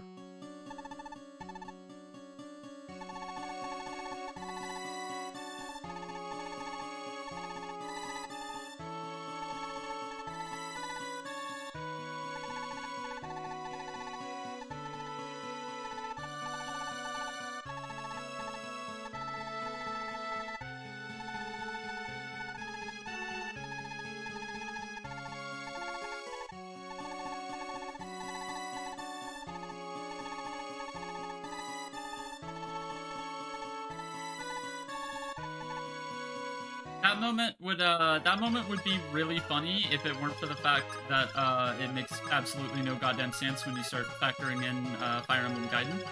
But that's besides the point. All right, Fina is ready to dance. That was an important boss from the first game. Hey, Marth, can you crit, please?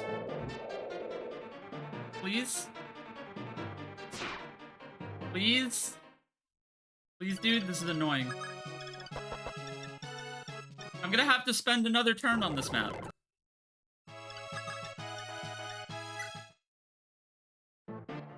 Zeke, so true. Who they are and aren't? Ellis is Marth's sister. What's it? Oh, wait, yeah, we get to see the funny. Here we go, guys.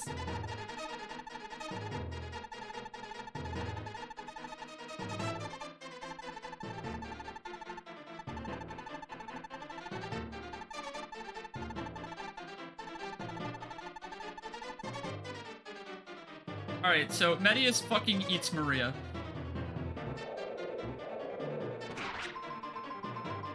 And heals off of it. I just wanted to show that off. It was actually like a terrible idea to do that, technically. I just think it's funny. Alright, you're gonna go over here and you're gonna fortify just because I feel like it. I don't know. Alright, and then everybody else is on body block Marth so he can't get too ranged.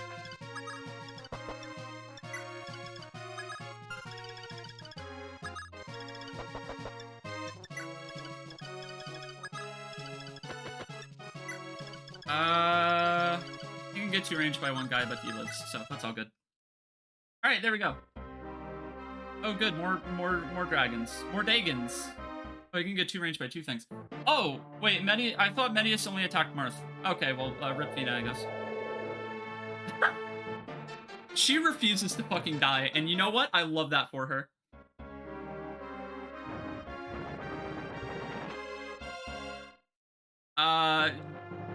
Here's the thing. Oh, Ellis is dead? Okay.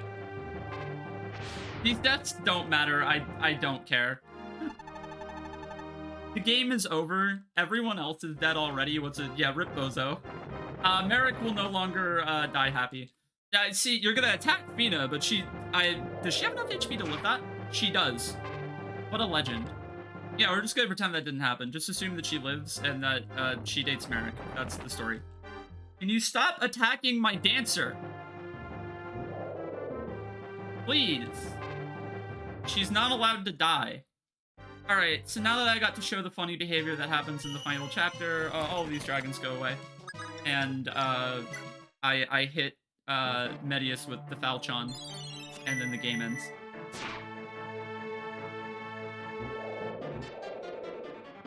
Marth never got hit by Medius. That's just kind of funny.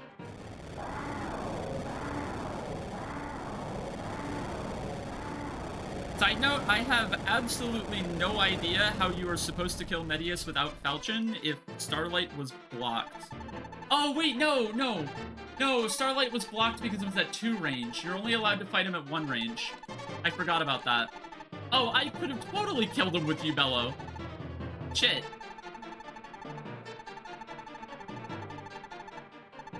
Was it just since they already died you had to not recruit them, thus letting the funny happen? Yeah, it's if I didn't recruit them. So actually the best strategy, if it's like Iron Man, is to kill them before, Medius can sacrifice them. Alright, you know, I think it's very fitting that, I try to dance for Marth and, I press wait instead one more time. I've never made that mistake before.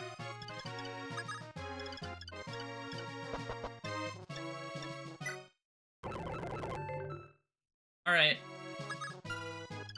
GG's, Mystery of the Emblem. GG's.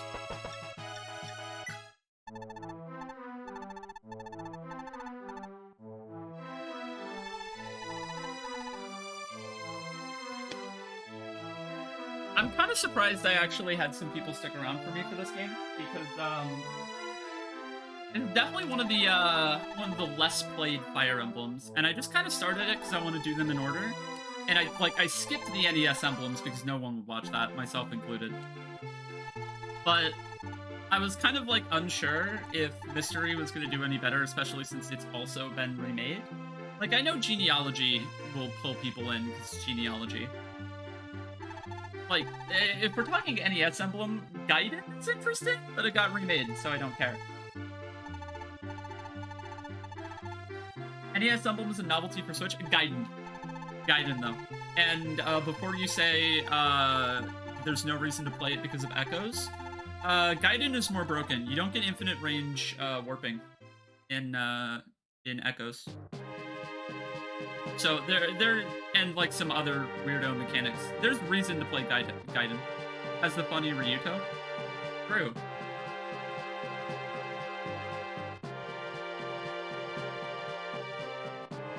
Oh, right.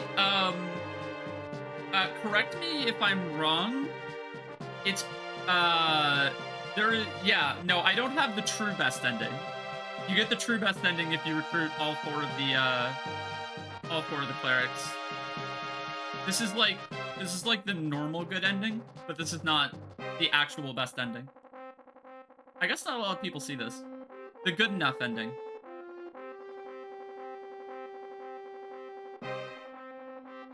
Shoutouts to Fina for consistently dodging like several one-shot attacks so I could have a dancer for the whole game. The you did okay and true.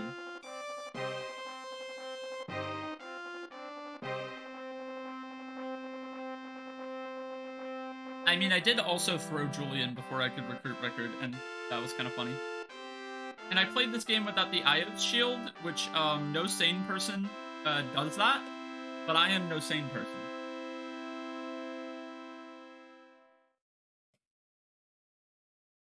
Oh, and then we do a little Castlevania, I think. No? Oh, we do not do a little Castlevania, my bad. Alright, let's see how many turns I... this turn count's gonna be depressing.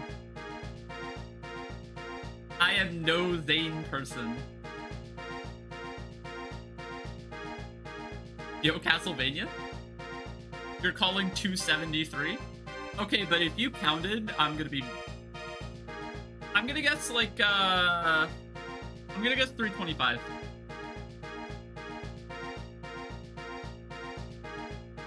$269.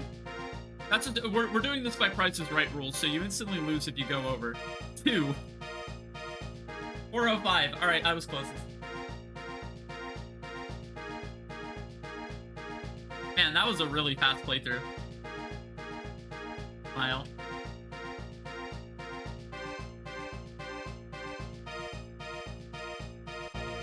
I like how the sun is just rising straight up, because that's how that works.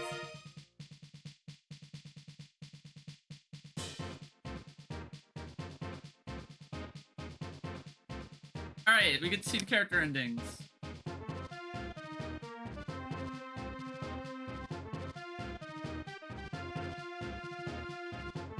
I love how a lot of Fire Emblem games just have it end with whoever the Lord is, just, you know, accidentally conquering every single country and ruling the entire world.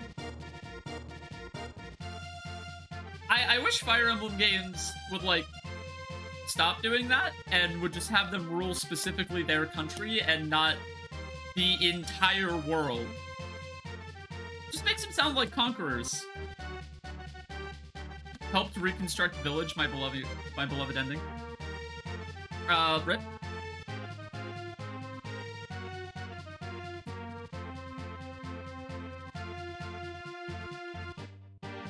Genealogy and Thracia did. I know Genealogy and Thracia did that. Why do you think they're some of my favorite games in the series? They are my favorite stories in the series.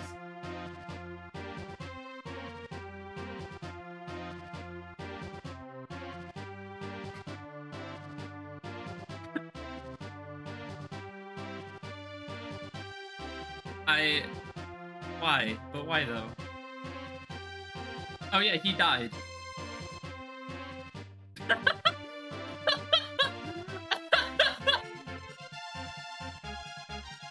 Should I add Aaron to the death count?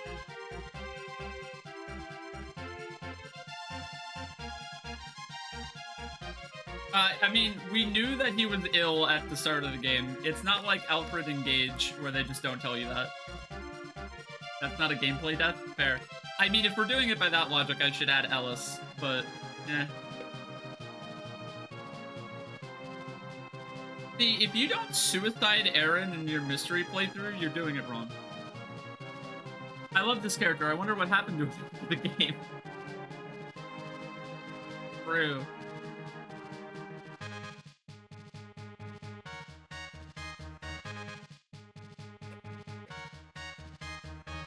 What?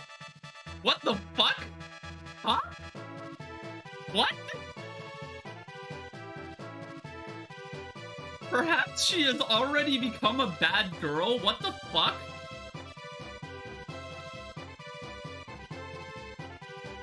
What the actual shit?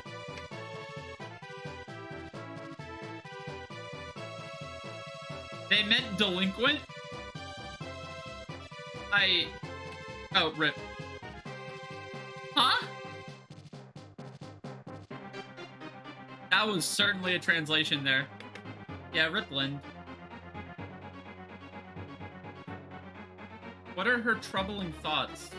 Are they about Valentia? Paula, you gotta stop being around every time someone fucking kills dragons. Honest thief?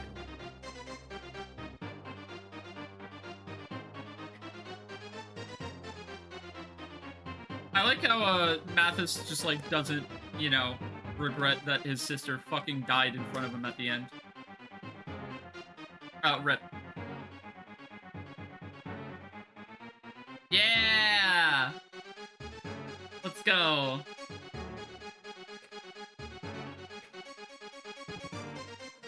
You're here too.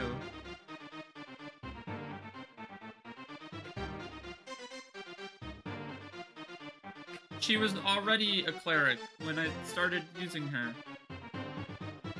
He didn't care if she died. I should have brought Mathis into endgame so he could kill her. Rip. He's a swindler?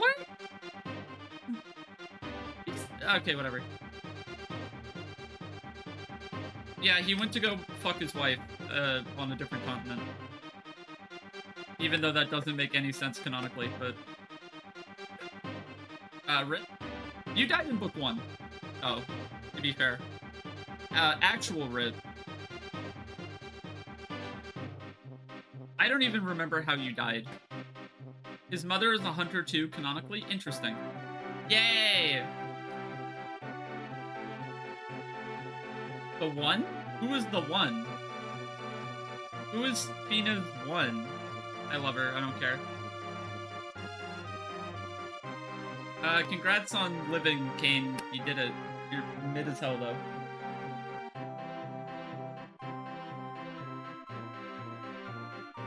Oh boy, Bantu. Good boy, he did nothing. True.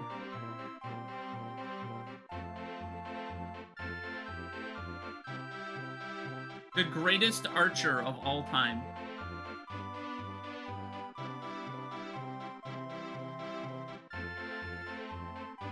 Bantu, let's go. I mean, Bantu Mystery, the new mystery, is where it's actually at. You haven't lived until you've trained Bantu in Reverse Lunatic. Oh, rip. Yeah, actually, I just realized, is it Medon? Is that where she's from? Yeah, it has to be Medon, is Minerva. Yeah, Medon is just fucked. Michaelis is dead. Oh, Zane. Hi, Zane. Rest in peace. I'm very sorry about that. That was my fuck up. You were the last important person who died. I mean, Marth's sister fucking died, but that's besides the point. No, Michaelis is dead. He dies, at the end of book 2. He lives in New Mystery. He does not live in, regular Mystery. He fucking dies when he hands you Starlight. Very much not alive. Oh, did it say he finally married, Midia? That's hilarious. I forgot to deploy her so she could die.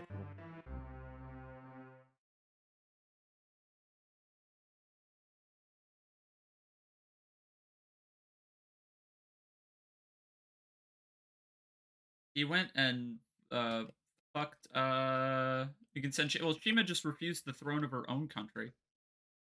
Why is this still going? Oh, it's not even gonna show Roche in the ending because I didn't recruit him. Spoiler alert, he's like the worst unit in the game. He's not I mean he's probably the worst unit. No, right, because the worst units in the game are, you know, the clerics, but if we don't count them, then like Roche is like bottom 3. He has 10 speed before dismounting, so it's even lower when he dismounts, and that's in chapter 19. There's your Roche spoiler.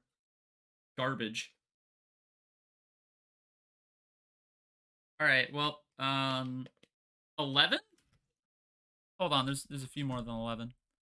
1, 2, 3, 4, 5, 6, 7, 8. By the way, if we're not counting story deaths, well, what's it?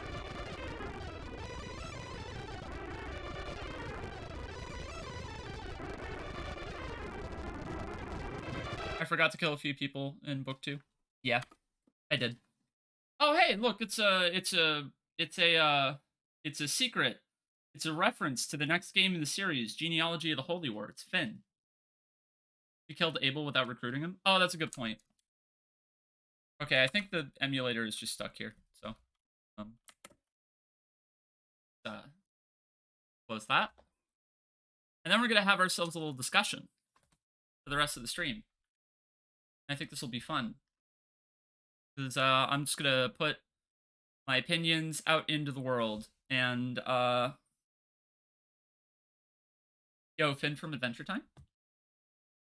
I'm just going to put my opinions out into the world. And, that way I can just say everyone else is wrong and I'm actually right. So, boop. There we go. All right. So, I could also I love Adventure Time. Adventure Time's awesome. So, I could take a minute to what's the word? I could take a minute after this to make a book 1 tier list, but I mean this is fresh in my memory and book 1 isn't, even though it was the last game I played on the stream. If you want the short version of the book 1 tier list, Caster is actually way better than I originally thought. Abel and Cain are really good. Who breaks book 1? Someone breaks book 1. I don't remember. Oh, Cheetah. Yeah, Cheetah is the best unit in the game. There you go. Or like one of the best. The Latin American dub ruined it. That's unfortunate. Is there no way to watch it like in English with subtitles, or even just in English, if that would be what you prefer? Because I'm very consistent in that I would always prefer to listen to the original language that something was recorded in, and then have a dub with like exceptions specifically for this is mostly movies and television. Games, it's a pretty different story. But none of that is the point. So, or like also, if something is made and intended to be in multiple languages from the get-go, such as in both English and Japanese, like from the start, then they're interchangeable for me. But not the point.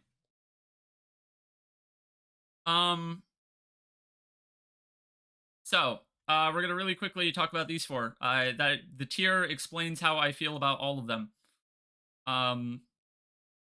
That's about it. So, do we want to start from the top, or do we want to go in reverse order? I'm curious.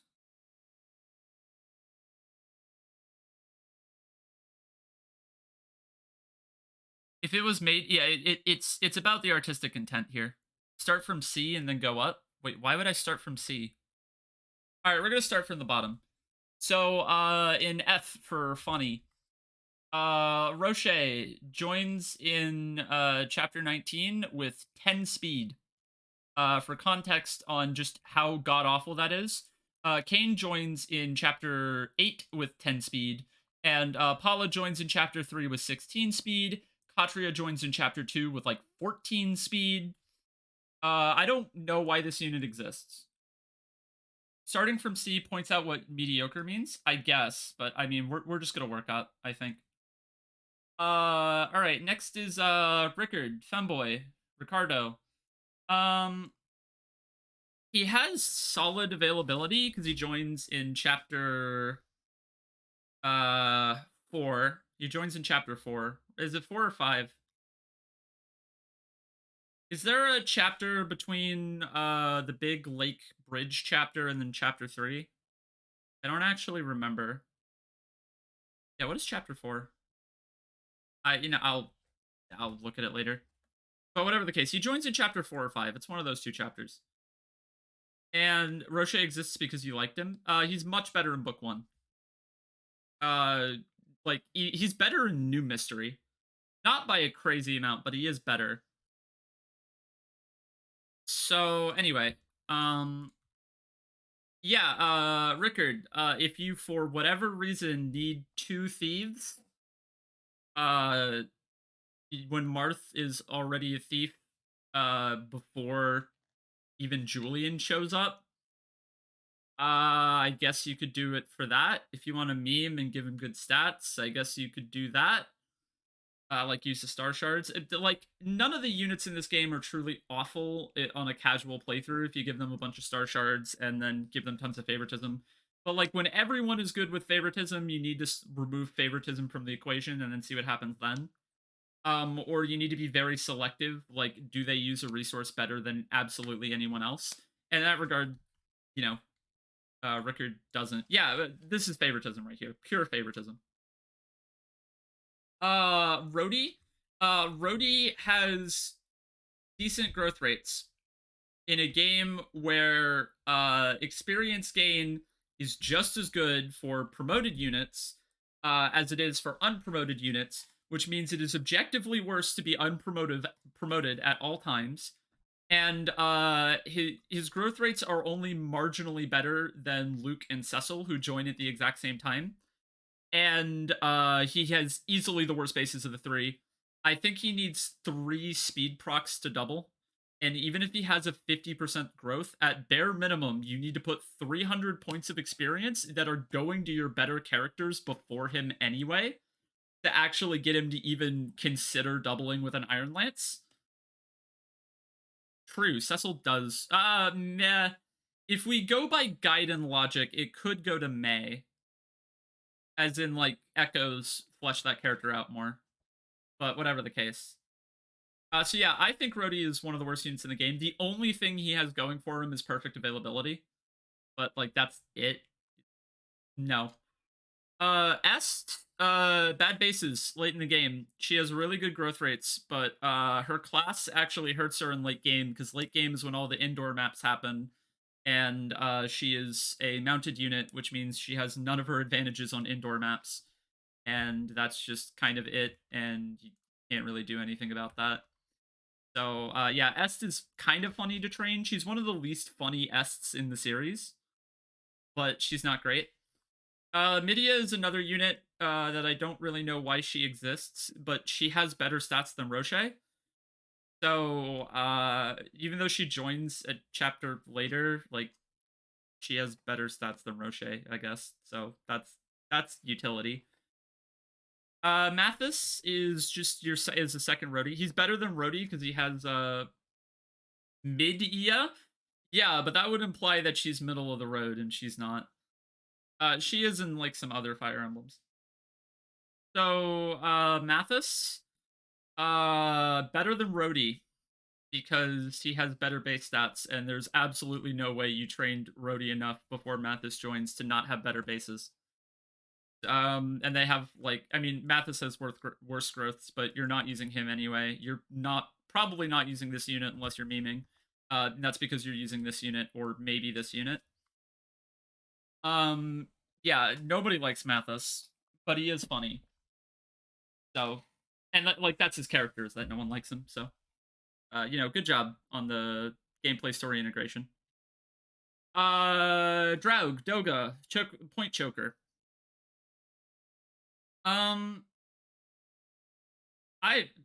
He has perfect availability and nothing else. Because if you want to argue late game utility, as he's one of the only 2 armors in the game, and armors are the only he's one of the only 2 units who can use Gradivis in endgame, which absolutely doesn't matter at all because Gradius sucks. But I mean, you could do it. And but for context, Gradius doesn't suck, but Gradius sucks because only only these two bozos can use it at endgame. They have 5 move, and I didn't get any boots. Do you get any boots in book 2? Did I miss the boots? Do you get any in book 2 at all? I'm curious. Like, did I just miss them and I suck? Locations. I just missed the boots in book 2. I just completely missed them. I have no idea how. Chapter 13.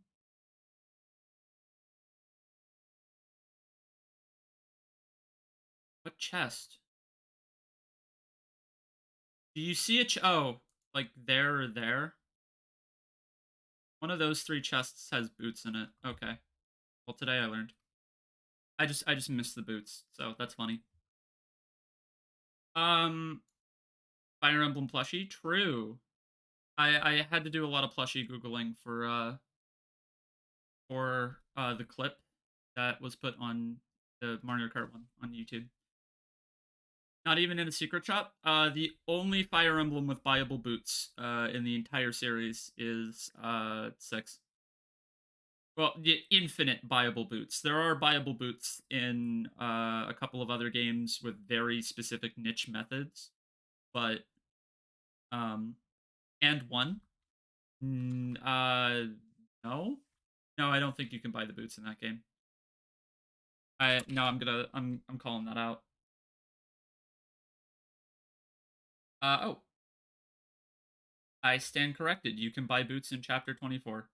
I mean, it's more important to buy boots in Binding Blade, but oh wow, Kaga did it first. Wow. Today I learned.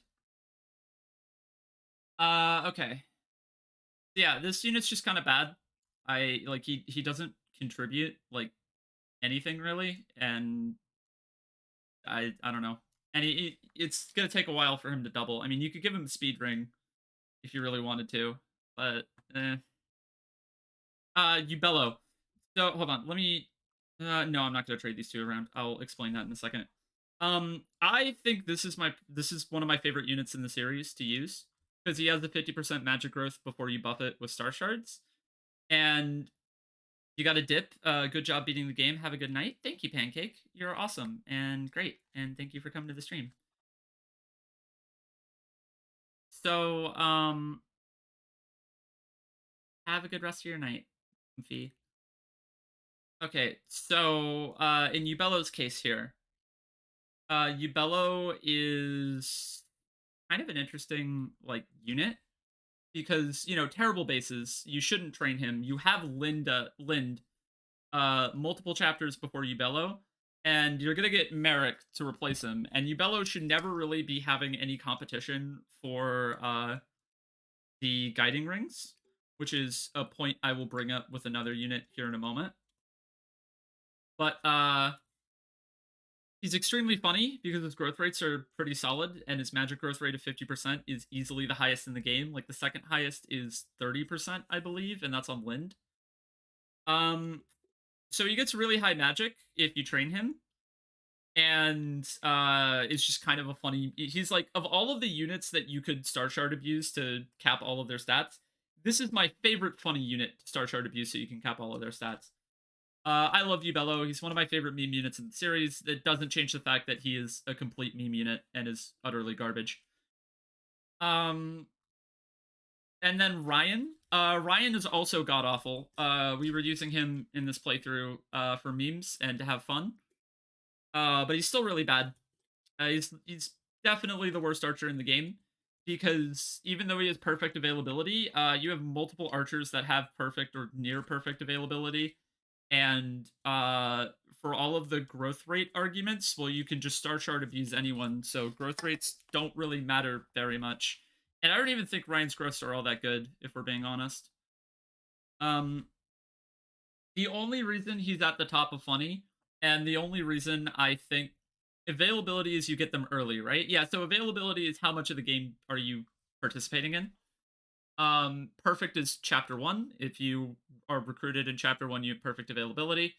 And yeah, it's like at the end of the day, I can't we'll use this unit as an example. This is a unit that you get in chapter 18? Uh 17.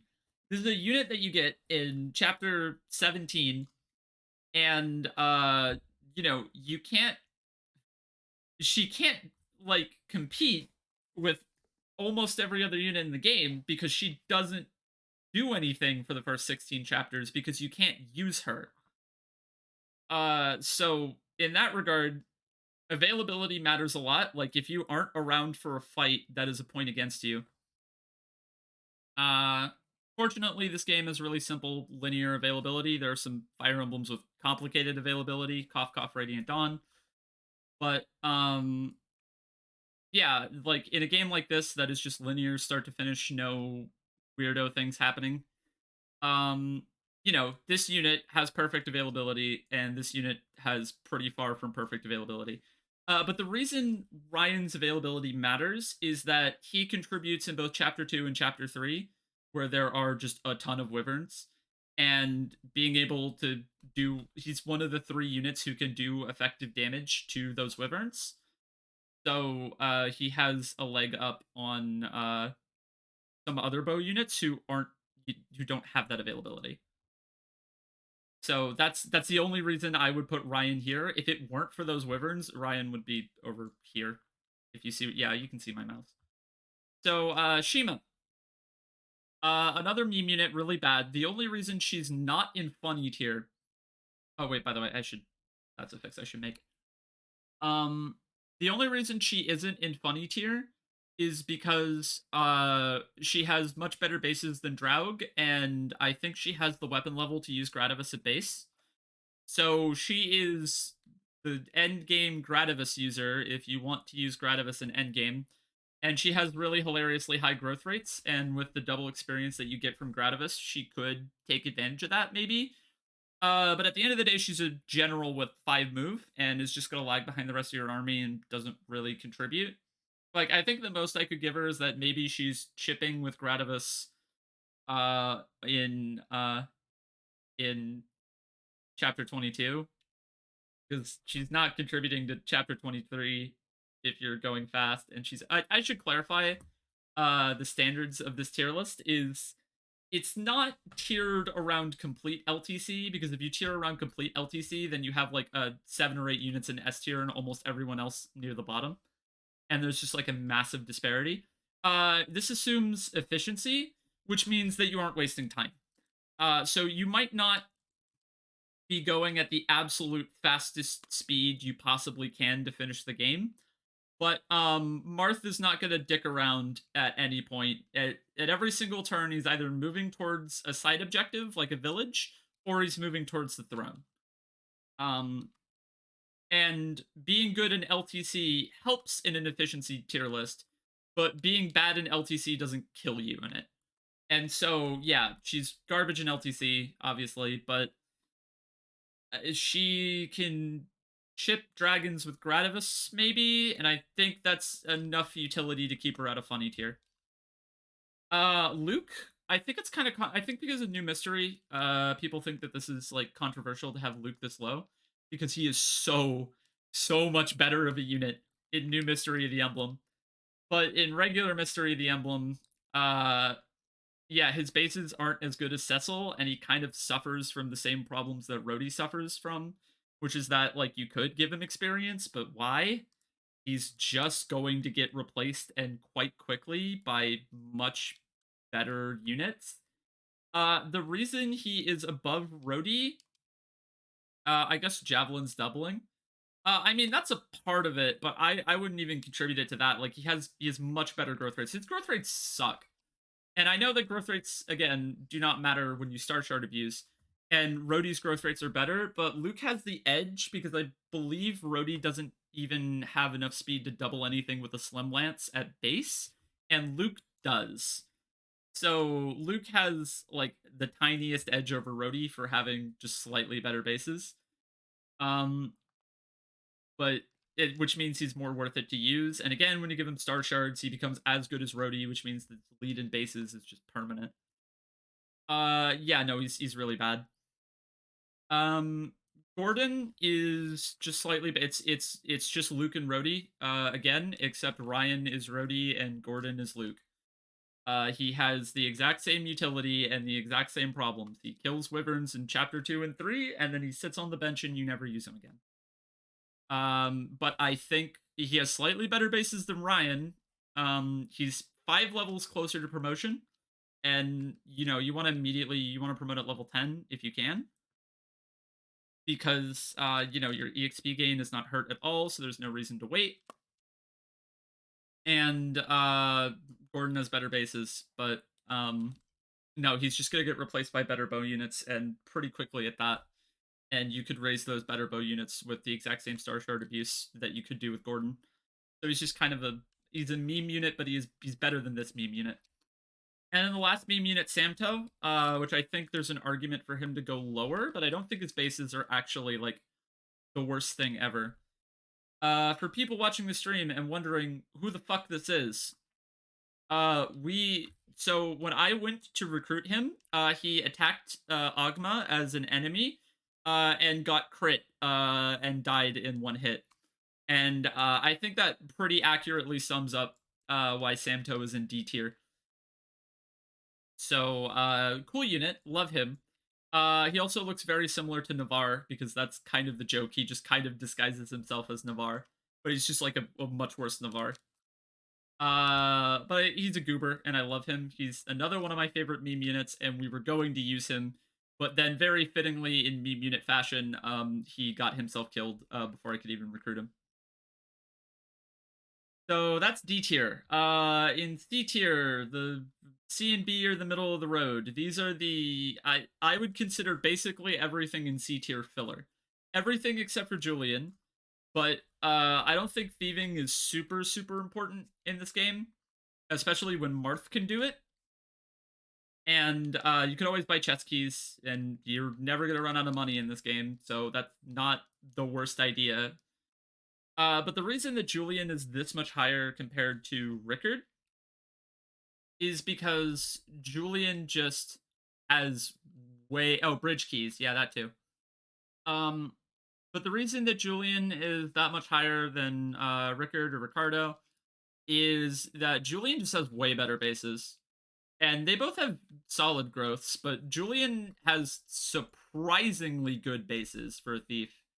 Like he joins earlier, which I just think is kind of funny. So he's not great, but he's better than, definitely better than this, and he's better than both of those tiers. He has enough going for him to escape D. Like he could actually maybe defend himself. Bantu is a unit I want to put lower because I couldn't really find a good use for him. And then he gets replaced by Tiki. But yeah, he can only use the Firestone. He's a little bit better in book 1 when his availability matters more. He has an availability lead on Tiki by a decent amount, but he doesn't even recruit Tiki. And he's just kind of there. Devil Sword Julian is funny. It is pretty funny.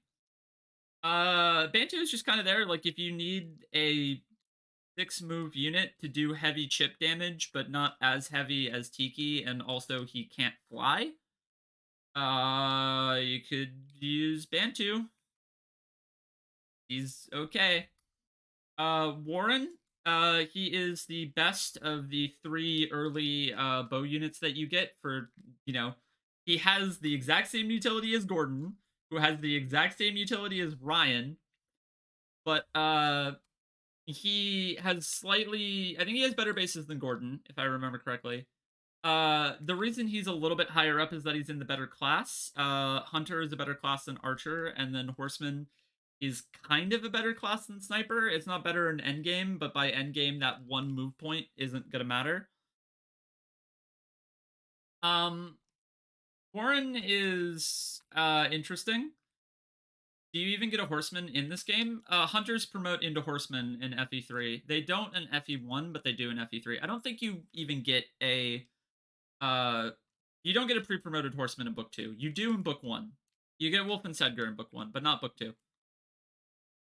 So, yeah, Warren, I think the funny thing about him that is mentioned if you're talking about this unit is that he has a 10% speed growth, but again, you can just give him the star shards that buff his speed growth, and that no longer becomes an issue.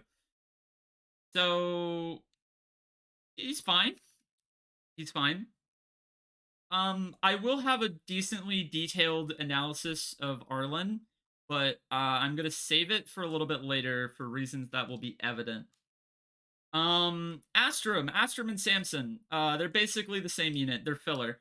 And I had to use them as filler in this Iron Man because Agma and Navarre fucking died. The reason Astrum and Samson exist is that if Agma or Navarre fucking die, you use Astrum and Samson. The reason that Samson is this much higher up is that even though Astrum has a 1 chapter lead on availability, literally 1 chapter, Samson has better bases. And I like Samson has better bases in literally every single stat except for weapon level, but he has exactly enough weapon level to use Mercurius, which is the highest weapon level sword in the game. That's not a personal. So Astrum having 3 more weapon level doesn't fucking do anything. And I don't know why Astrum is considered the canonical Mercurius user because Samson just does it better. And I just think he's better because even though you have 1 more chapter of Astrum, uh, why are you using this unit? Just use this unit if you really, really have to. And then Sheeta. Sheeta, because Kaga likes blonde sword heroes. I mean, yeah, but Agma. Agma balls. Okay, Sheeta. Sheeta is in kind of an unfortunate spot. She doesn't have perfect availability, but she has good availability. It's chapter 4 or 5. I don't remember if that map where you have to cross the bridge over the huge lake. There's some wyverns. There's a town in the top left corner. George is there. You recruit Rickard. That map. I don't remember if that's chapter 4 or 5, but she joins. She joins around then, and she would be an amazing unit because she has really high speed base and she has decent base stats and decent growth rates, and you can fix her strength and all of that. The problem is that she's the 3rd flyer and not the 1st, and these are the first 2 flyers, and their bases in their stats are just absurd and are yeah. And her low strength hurts her really hard for like most of the game unless you give her a shit ton of favoritism. So she just kind of ends up not great. And but I mean, if you need like a filler flyer unit, like if you need a 3rd flyer in the early game, and I think I deployed her in early game because of it, she's good. She doubles with like every weapon, and she has the weapon level to use Silver Lance at base, and that's one of maybe the best weapon in the game. So she definitely contributes, but she's just kind of in an unfortunate spot and just gets benched by better units because you stop needing having 4 flyers. And you get the 3rd flyer that replaces her a little bit later. And there's absolutely no way that Cheetah's gonna have better strength than Minerva when Minerva joins. And then finally Abel. Of all of the late joining pre-promoted paladins, he is the best one. If you are going to use any of them, he joins the earliest and he has the best bases, and he has the growth rates that he has from book 1, so they're not even that bad. He still joins in chapter 15, which is really late, and doesn't contribute to a ton of the game as a result of it, but he is a good filler unit, so I like filler units. And that's the last of the mediocre units. B, I would call good. A, I would call very good, and then S is, the best 4 units in the game. So, best 5 units, I needed to make this move, and I'll explain that later. So, starting with Aaron, that's your Jagan. His growth rates are garbage. They're so bad that you can't even really fix them with star shards if you tried. and there isn't really a good reason to, because you're not going to have very many star shards to be fixing those stats before Sirius shows up. But I still like him until about like chapter 10, like until the Caden arc. Or yeah, you definitely bench him by Henri's Way, but before Henri's Way, he's still like good promoted filler. He still weakens units. He can one round stuff with the Silver Lance in early game, and I guess in 0% growth, that's pretty good. Good unit. He does stuff. He's not a great unit, and he falls off, and you bench him, and he does the traditional Jagan thing. I think the only reason he's not any higher is that he gets obliterated by another paladin in chapter 4. Oh, that's what chapter 4 is. Okay, Sheeta joins in chapter 5. Rickard joins in chapter 5. This is chapter 4. But yeah, he gets obliterated by another paladin's existence in chapter 4. And so even though you don't immediately bench him when you get that other paladin, you put him on the bench eventually. He doesn't contribute for the whole game. And he's just kind of okay. Marth. I think people who played FE1 or FE12 are going to look at this Marth placement and be confused. And the problem is his bases. Marth does not promote and has kind of shitty base stats. Like, they're not that good. He doubles, but I don't even think he one rounds enemies in chapter 1. And the rapier in this game fucking sucks. It's only 5 might, so it's only 15 might against armors and paladins.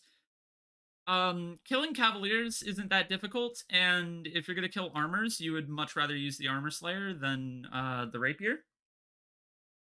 So it's really not the personal weapon like it was in Fire Emblem 1. He doesn't have his Fire Emblem 1 like sort of AI manipulation where they basically try to attack Marth no matter what. And he doesn't promote.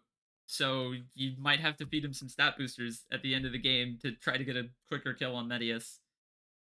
He's one of the most he's just kind of okay. Like, he's good, and using him is a decent idea because he has good growth rates that you can buff even more. And you know, it will make your life easier at some points. But that's just kind of all he is just kind of good and not like particularly stellar in any meaningful way. And then of course his actual utility is that he doesn't participate in a good 75% of the fights because he either needs to go to a village or seize the throne. And I will give him a lot of credit that he is the only unit who has that utility in the game. But he also can't die, so that's utility he will always have and the player will always have. And it removes him from the parts of the game that would matter more, which is the fighting. So he's fine. He's good. Not really any better than this. Some part of me wants to put him lower, like in C tier, but his growth rates and end game contributions, I think, kind of push him above that just a little bit, and also having the Fire Emblem so he can open up chests. Wendell. Wendell's in a weird spot. He's a staff bot through and through. Like, he has bases like he does in Shadow Dragon that are actually just pretty good. Yay, Fire Emblem, true. Wendell has solid base stats, but and you know, mediocre to bad growth rates, but you get powerful magic combat units before you get Wendell. Wendell is not your first powerful magic combat unit, and it's not like the remakes, so he just can't use Excalibur in this game. So we can't attribute that to him. So he's just kind of a good staff bot who has solid availability. And that's about all he has. Of course, he died in book 1, so we didn't use him in book 2. But he's fine. He's good. He can warp, and warping is good, but he's not your... I mean, you don't get the warp staff until chapter 14, and by then you have a million warp users. So he heals, and he does magic damage, and nothing has res. I sent him to a bridge to die alone? Yeah.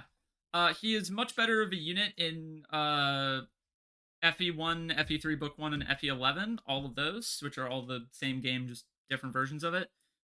And that is because you get Warp in Chapter 3, and he has better availability, and that matters that he is, also capable of warping. Like when you take that utility away from him, he just becomes fine. He just becomes a pre-promoted sage. And like sages are good. I like sages, but they're not great. In his case anyway. Like there isn't much going for him, especially when this unit exists. This unit's a pre-promote, but we'll talk about that. So Kane, how many level ups does Kane need to promote? That is something I genuinely do not remember. It's not a lot. That's book 1, book 2. 1. He needs 1 level up. So Kane is borderline a pre-promote. You get 2 Night Crests super early in the game. No. That isn't the wiki. Serenus Forest is different, but Serenus Forest is more useful for some information, and the wiki is more useful for other information. They're both good. They are both good. The wiki is more useful for like chapter the .org wiki, not the wikia. Fuck the wikia. The .org wiki is more useful for like chapter data and enemy data and information like that. Serenus Force kind of compiles like base stats, growth rates, recruitment, good like spreadsheets of data that are quick and easier to access than going through a wiki to find the Iron Sword and then looking at every Iron Sword in the series and not just the one you want. Anyway, so Kane needs 1 level to promote, and there are 2 Night Crests that you get before you even get a Dragon Whip. And you might give one of those to Cecil or whichever of these meme cavaliers you are training right over here. But you're not training 2 meme cavaliers, and you're not training both Cecil and a meme cavalier before Kane shows up. So Kane just gets 1 level and promotes, and he's solid. He has decent bases. Those bases get better when he promotes. He has decent growths. He gets the exact same amount of experience. He's good. We didn't get a lot of use out of him in this playthrough, and the unfortunate reality of his recruitment is that he joins right before a half desert map, a map full of mages where he doesn't help that much, and then fucking Henri's Way, where if you're not a flyer or a mage, you fucking suck. And or I guess a mercenary. And so he kind of gets hurt by that pretty hard. But if we're just talking about like Cavalier and Cavalier utility, he's still available for all of that, which means that he contributes more than Abel. And getting him promoted and having solid stats, you literally 1 level up. It's only 1 level up. Like even in 0% growth, it's only 1 level up. So in that regard, yeah, Kane is he's all right. He's a lad. Caster, rip. If you're gonna train any unpromoted bow unit in this game, it should be Caster. He has a 60% strength growth, which means you don't even have to Star Shard abuse him for him to cap strength. He is in the better of the 2 classes. He joins in Chapter 4. I'd call that pretty good availability. That's most of the game. And his bases are way better in Book 2 than they are in Book 1. He doesn't quite have his Book 1. He's better in Book 1 still because he has a couple more chapters of availability, and he's one of the best boss killers in the game, I've kind of learned. Like, I watched a LTC of Book 1 kind of recently and learned that Caster is actually really, really good in that context. So that's Book 1. This is Book 2. He's good. You can train him, and he's good, and he doesn't need a crazy amount of level ups to promote. Where is he? There he is. He only needs 3 level ups to promote, and he has 10 strength base. That's good. I think his biggest issue is its 8 base speed, but you get a speed ring like around that point in the game, and he's one of the better users of it, so that can fix that issue pretty quickly. He also has a solid speed growth, if I remember. So yeah, solid unit. Good bow unit. If you're gonna raise a bow unit in Book 2 Mystery of the Emblem, like as in like actually raise, like you want to train something, it should be Caster. Now I think George is better, even though this is the last bow unit we haven't talked about yet. And that's just because he joins pre-promoted. He's in the technically better class in endgame, and he can use Parthia at base. So even if you don't train him, you could still take him into endgame and have him use Parthia if you didn't use any bow users. And this is your zero effort Parthia user. And I actually value that more than training Caster, because Caster's weapon level is not great. Like, you might need to put some resources for him to use Parthia. Whereas George can just use Parthia and is in the technically better class in the end game. So this is the best bow unit in the game. It's not by a lot, and he doesn't contribute for the first few chapters, which, makes it arguable if he's actually all that good. And Parthia is good. It's a good bow. Funny bow. Shoots fire. So he's a solid unit. And then Minerva. Minerva is weird, and I need to explain this by highlighting her base stats. She doesn't have a lot of levels to get, but that doesn't matter. So these are some really weird bases, because she has an absolutely absurd 16 base defense, which is the second. It's tied for the second highest in the game, and the only unit who has better defense is Shima by 1. So Minerva is functionally the best tank in the game, because she joins before those other ones. But you're probably abusing star shards to get better defense on units who join earlier, and she isn't actually as tanky as you would want her to be, because she only has 25 HP, which is kind of really low for a pre-promoted Wyvern rider in that point. Like, 25 HP isn't a lot. And so even though her bases are, and 9 skill isn't great either, but you could just give her a secret book. And so even though she has good bases and she's a good unit, she joins after these two have already promoted. And her tanking isn't great. It's still kind of worth it to use her if you care about, making your life easier to keep her alive, because this is the unit I had to keep alive to recruit Maria in the end game, and also this is the unit I had to keep alive to recruit Lena and not kill them. But that didn't happen, so LMAO. But if you're not playing Iron Man and you're resetting, using this unit is not the worst idea. And she's much better in 0% growths, where, your units are not surpassing that 16 base defense that she has. So just kind of solid, kind of good, but doesn't quite have the availability and doesn't quite have, like, the HP, or, like that HP actually hurts her, in my opinion.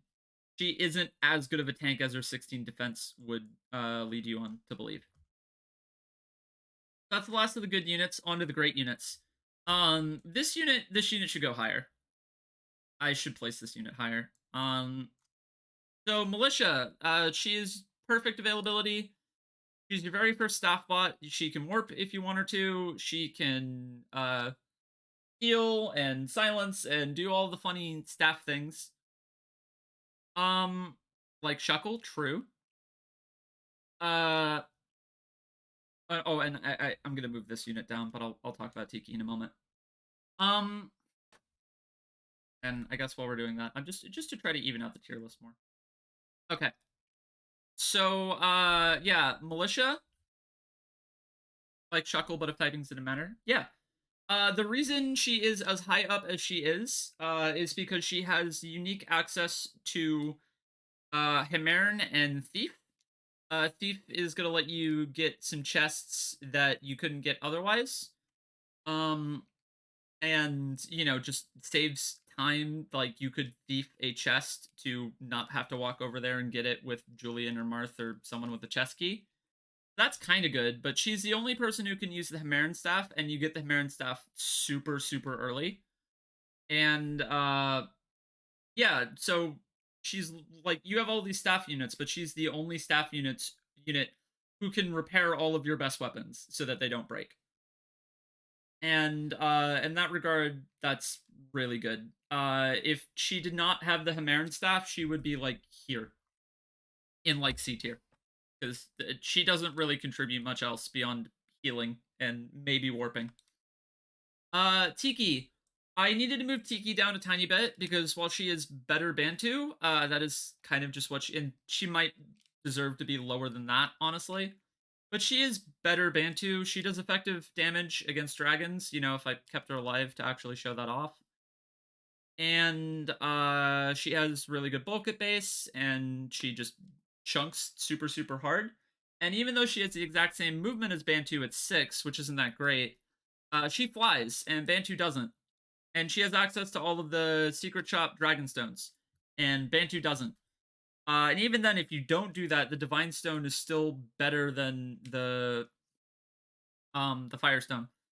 I don't know if she's effective against the final boss in this game. I know she is in both of the remakes, and the strategy in both of the remakes is literally to at least in Shadow Dragon, the strategy is to warp her to Medius in the remake of the first game.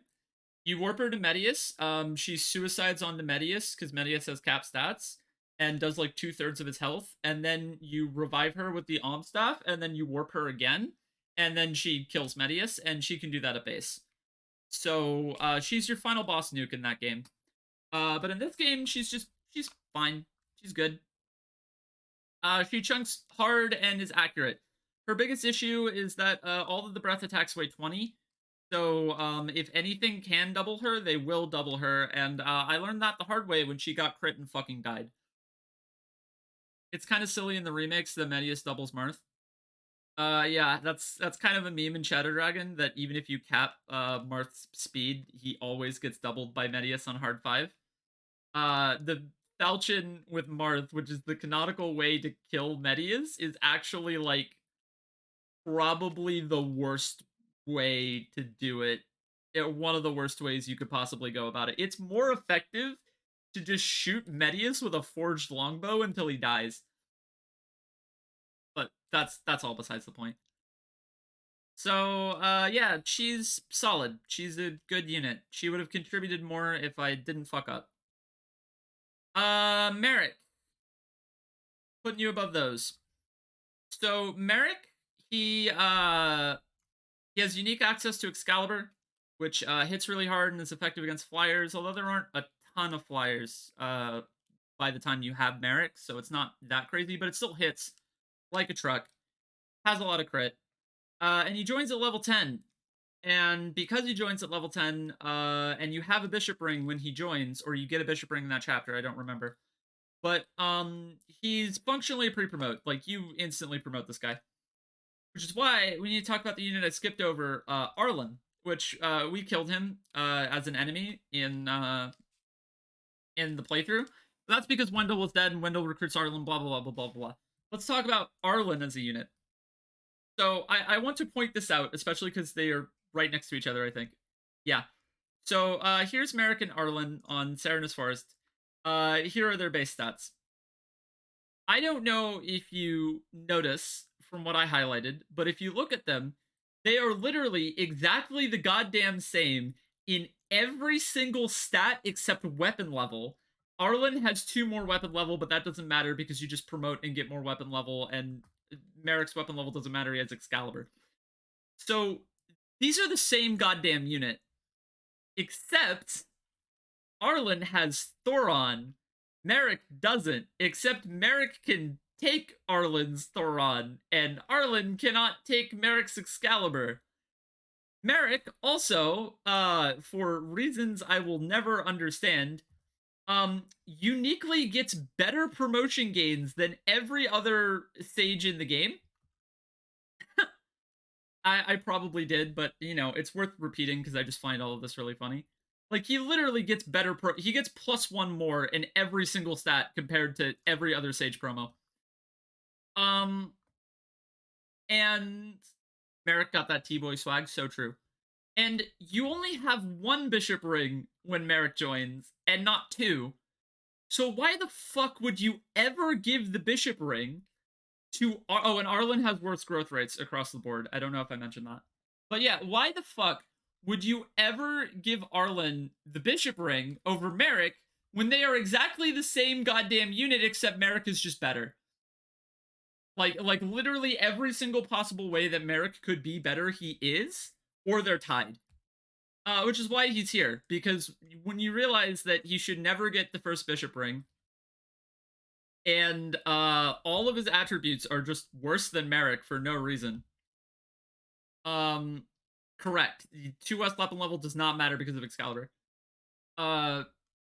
When all of your attributes are just worse than this guy, and you join at the same time, and you're not even given the bit of utility that you might want, which would be, you know, promoting so you can use stabs and be a staff bot, this unit becomes dramatically worse.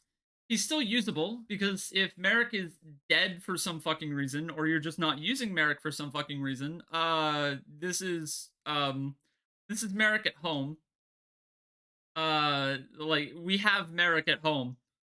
But he's fine if you do it like that.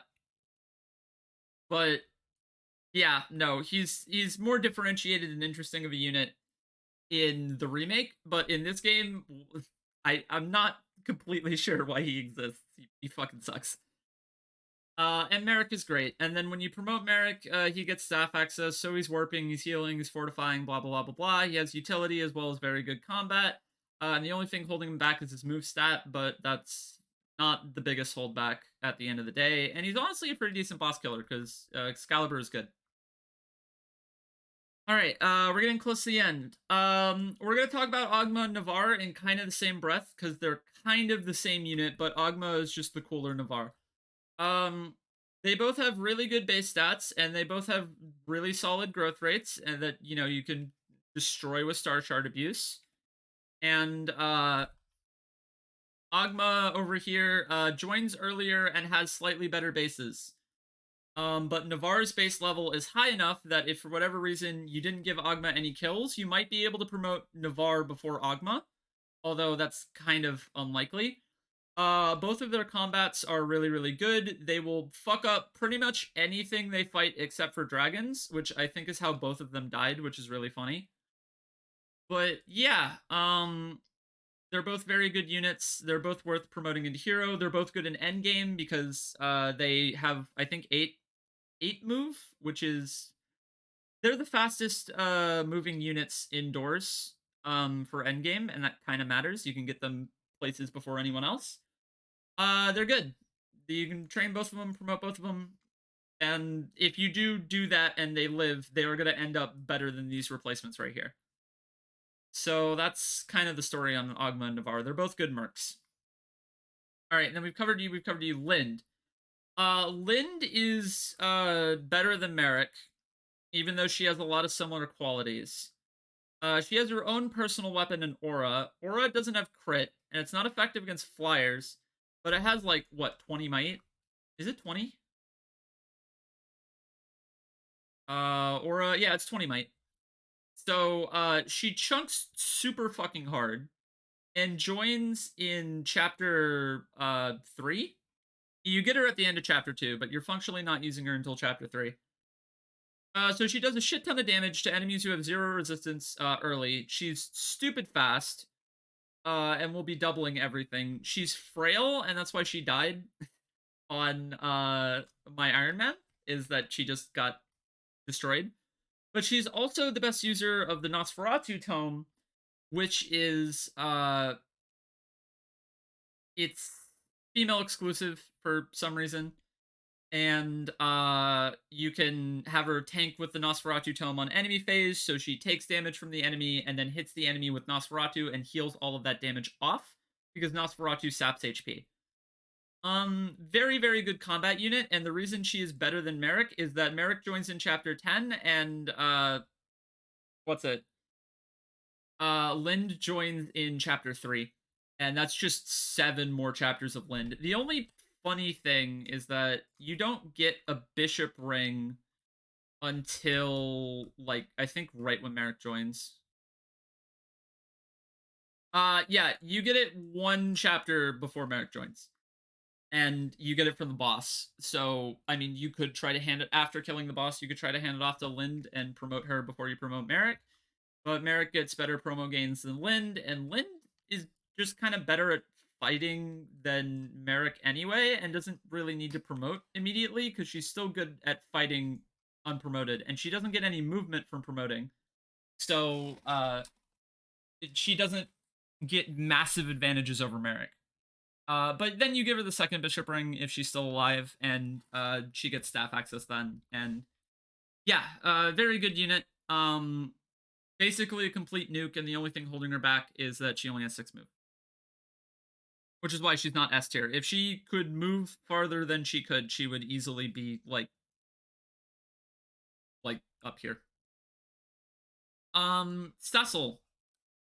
So if you're gonna train any of the 3 Cavaliers that you get in Chapter 1 with perfect availability, just clarify the other 2 are Luke right here and Rhodey right here. If you're gonna train any of them, it's gonna be Cecil, because Cecil has the best base stats by far.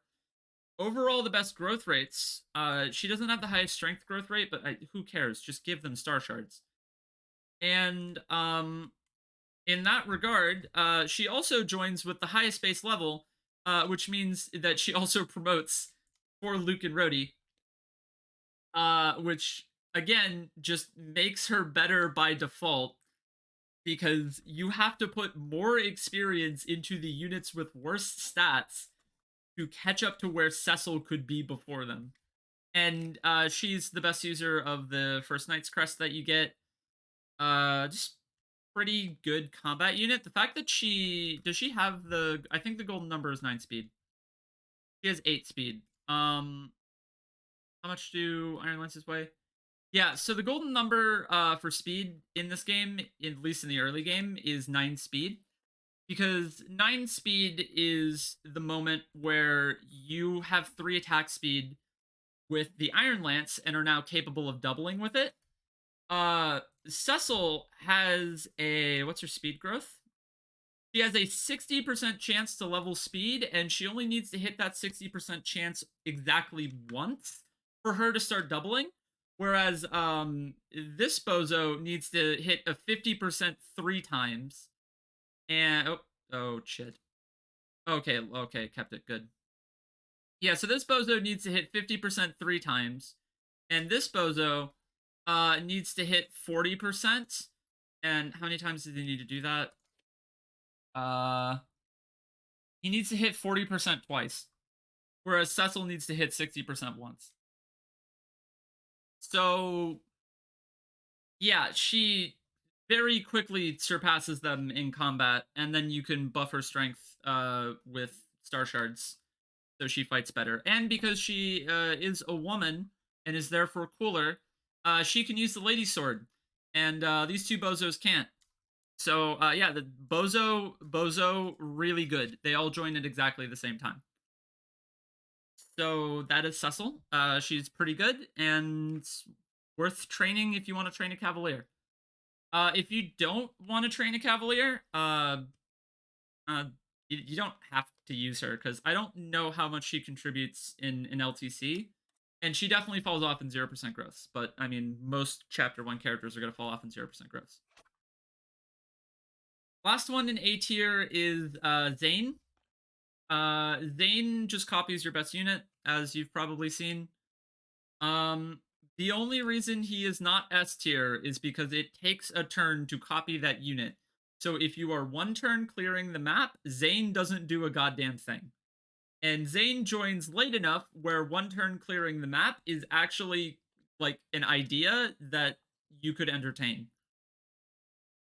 So yeah, but at the end of the day, if you want a second Paula, this is Paula number 2 right here. Or if you want a second Sirius, or a second Katria, or a second Lind, or a second Merrick, or second Shima. Yeah, in that regard, Zane is really, really good. And his HP is not great, and doesn't get better when he copies things. So if you're going to give anything a Seraph Robe and like really seriously care about it, it's Zane. And then finally, the top 5. This one might be the hardest to explain. Yamina she's a staff bot who joins 3 chapters later than Militia, so she doesn't have availability. She doesn't have perfect availability. It's really good, but it's not perfect. Her stats are fucking garbage. They don't go anywhere. Her growth rates are just not all that good. Um, and there's basically no reason to promote her whatsoever, because her stats are garbage. And so even if you did promote her, she's terrible at fighting. And yet she is in the top 5 entirely because she's the only unit who can use the rescue staff. Um, and so because she's the only unit who can use the rescue staff, uh, the rescue staff is S tier. The moment she loses the rescue staff, she goes here. But um, she doesn't lose the rescue staff, and therefore, the fact that she has and is the rescue staff makes her just one of the top 5 units in the game. That is how fucking good rescue is, and how highly it should be valued. That you could stick it on a unit this completely and utterly terrible, and it would make her top 5 because only she can use it. Um, then, by the way, my top 5 is ordered. These are vaguely ordered. This is ordered. So, at number 4 is Katria. Katria is mini Paula. She joins one chapter earlier, and is technically first flyer, but basically the only major thing she contributes in chapter 2, as opposed to chapter 3, is she goes and gets the lady sword for you. You know, if you're good at the game, because I fucked that up. Uh, really fantastic combat unit. Her bases are not as good as Paula, and because her bases are not as good as Paula, even though her growth rates are better, she has to play catch up. Lady Sword and Warren. Yes, that's right. She recruits Warren. That's right. That's what she does in chapter 2. But yeah, um, at the end of the day, just the idea that you should only use one unit of each class is hilarious. Warren only needs to exist for that chapter since it's Flyer Hell. No, he needs to exist for chapter 3. Chapter 3 is also Flyer Hell. And also made one of the worst chapters in Fire Emblem, but besides the point. Mystery of the Emblem has a few of the worst chapters in Fire Emblem, but besides the point. Yeah, it's like, again, the whole idea of, well, I need to bring one of every single class. No, just bring mini Paula, because you're bringing Paula as well. So bring Paula's uh, this much worse sister, like that much worse. She's that much worse than Paula as a combat unit, and she technically joins earlier for whatever that's worth. So while she doesn't completely and utterly break the game underneath her knee, she comes really damn close to it. Then at number 3 is Sirius.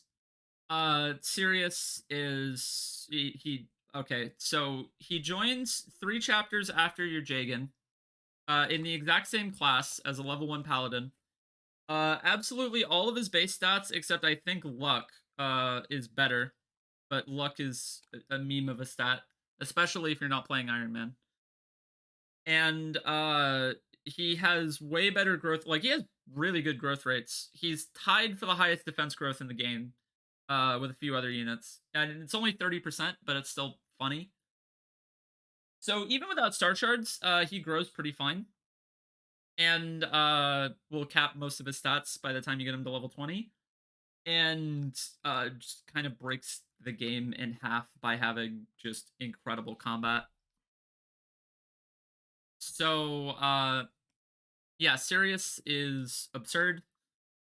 He's a little bit less absurd in the remake, but this is not the remake. This is the original. And in the original, what are his bases? Like, he has 11 out of 20 strength at base. He has 13 out of 20 speed at base. Yeah, he has 1 luck. That's his one issue. He's 1 luck. Oh wow. Oh no. I'm so scared. So yeah, he has higher base strength than Paula. And Paula is the best unit in the game. He joins 1 chapter later and has 1 more point of strength. That will not last, but I mean, it's relevant. And yeah, he's just kind of absurd. Like, he's everyone calls Oifi the first Oifi, which, if we go by like the archetypes of, units, Fire Emblem archetypes, Google it if you don't know what it is.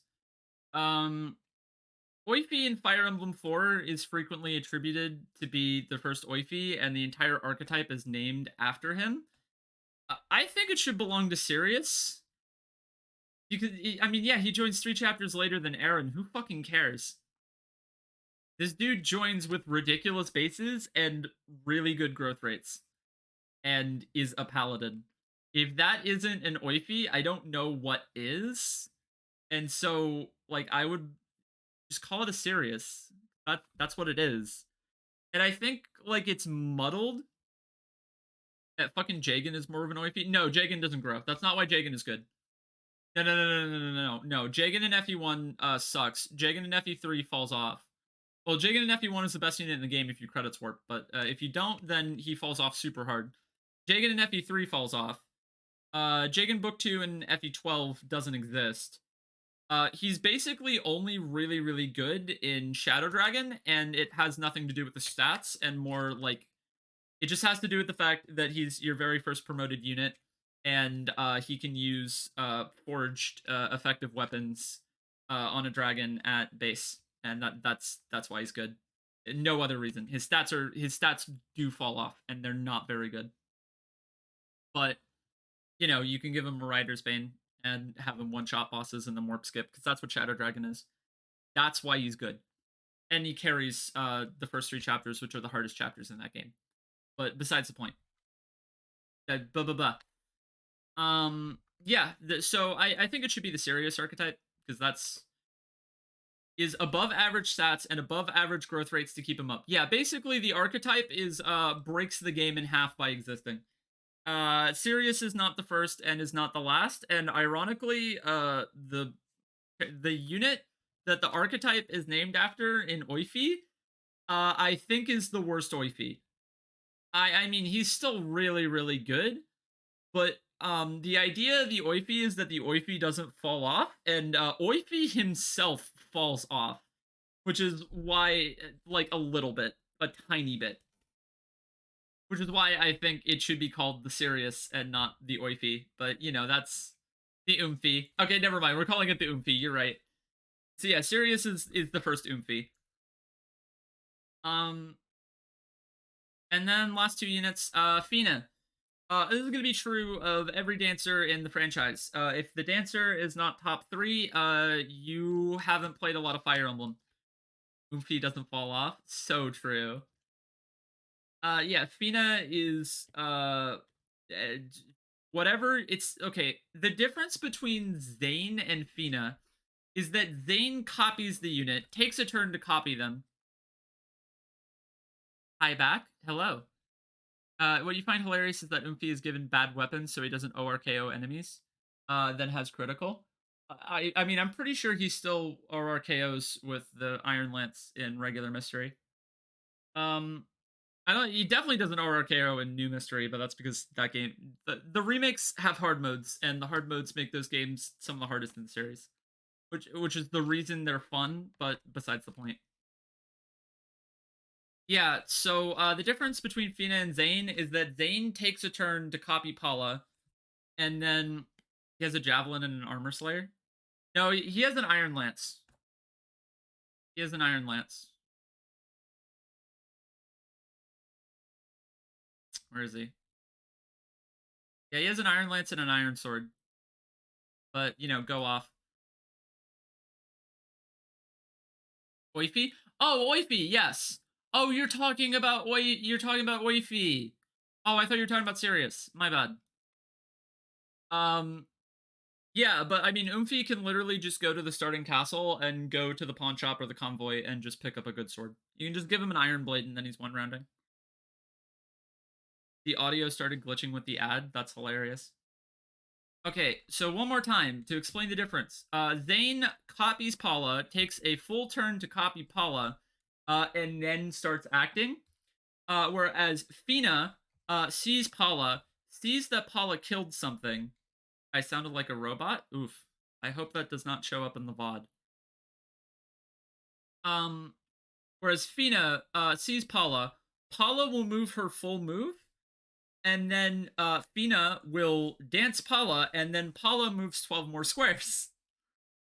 And if you do not see how insane it is to basically double the movement range of every unit on any given turn, provided you can reach them with a dance, and let them do two things at once. They can kill two enemies, they can kill a boss, they can do some rescue dropping in later games, they could do utility stabs, they can do basically anything. They could kill something, get danced, and then move out of harm's way. Gale Force, yeah, that's a meme. But yeah, dancing is broken in every Fire Emblem, and it like sure, dancers are more broken in the next game and in the Tellius games, where they're also dancer is just the general term.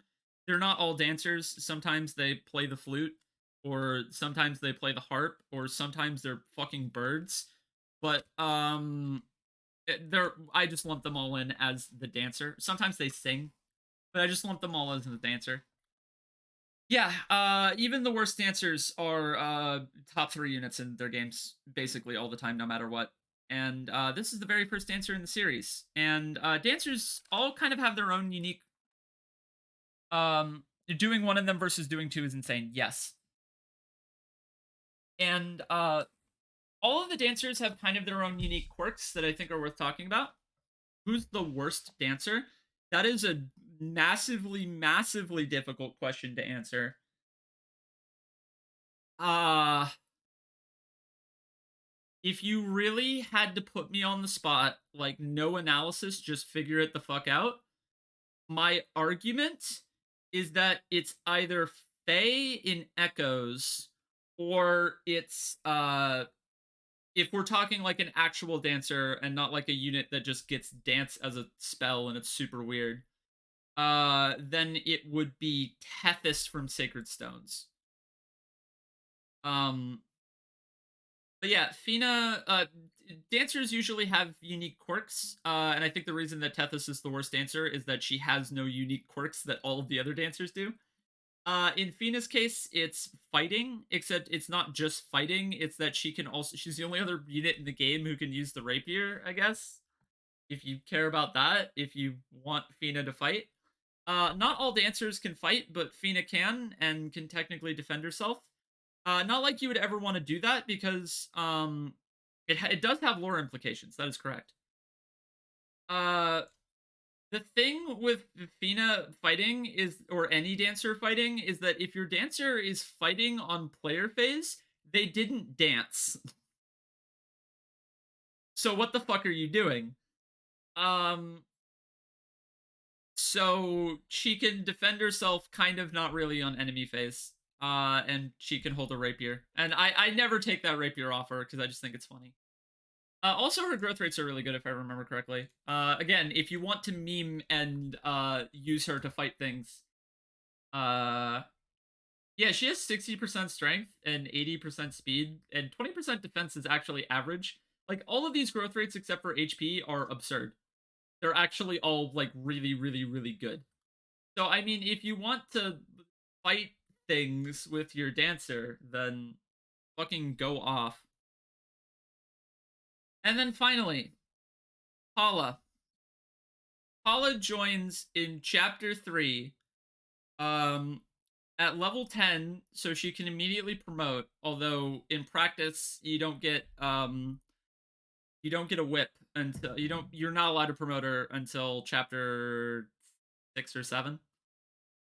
Um but she joins immediately able to promote even if you for some reason never used her. She joins with 16 base speed, which is 4 speed away from the cap. That promotion that she is going to get because she's insane is going to give her another, where is it, there we go. It's going to give her another 3 strength, and it's going to give her another 4 defense so that she starts tanking even better than she already is, and it's going to give her another 2 points of movement. And her bases are absurd. Her growth rates are largely absurd. 30% speed, haha, that means she's slow, except she's literally at base level 4 points away from capping the stat entirely. For context, Marth is 11 points away from capping the stat. Um, Paula one rounds virtually everything in the game at base. Um, the best unit for almost all of your stat boosters, particularly the ones for survivability and bulk, the best user is Paula because she's already murdering everything anyway. So let's just make sure she doesn't die while she does that.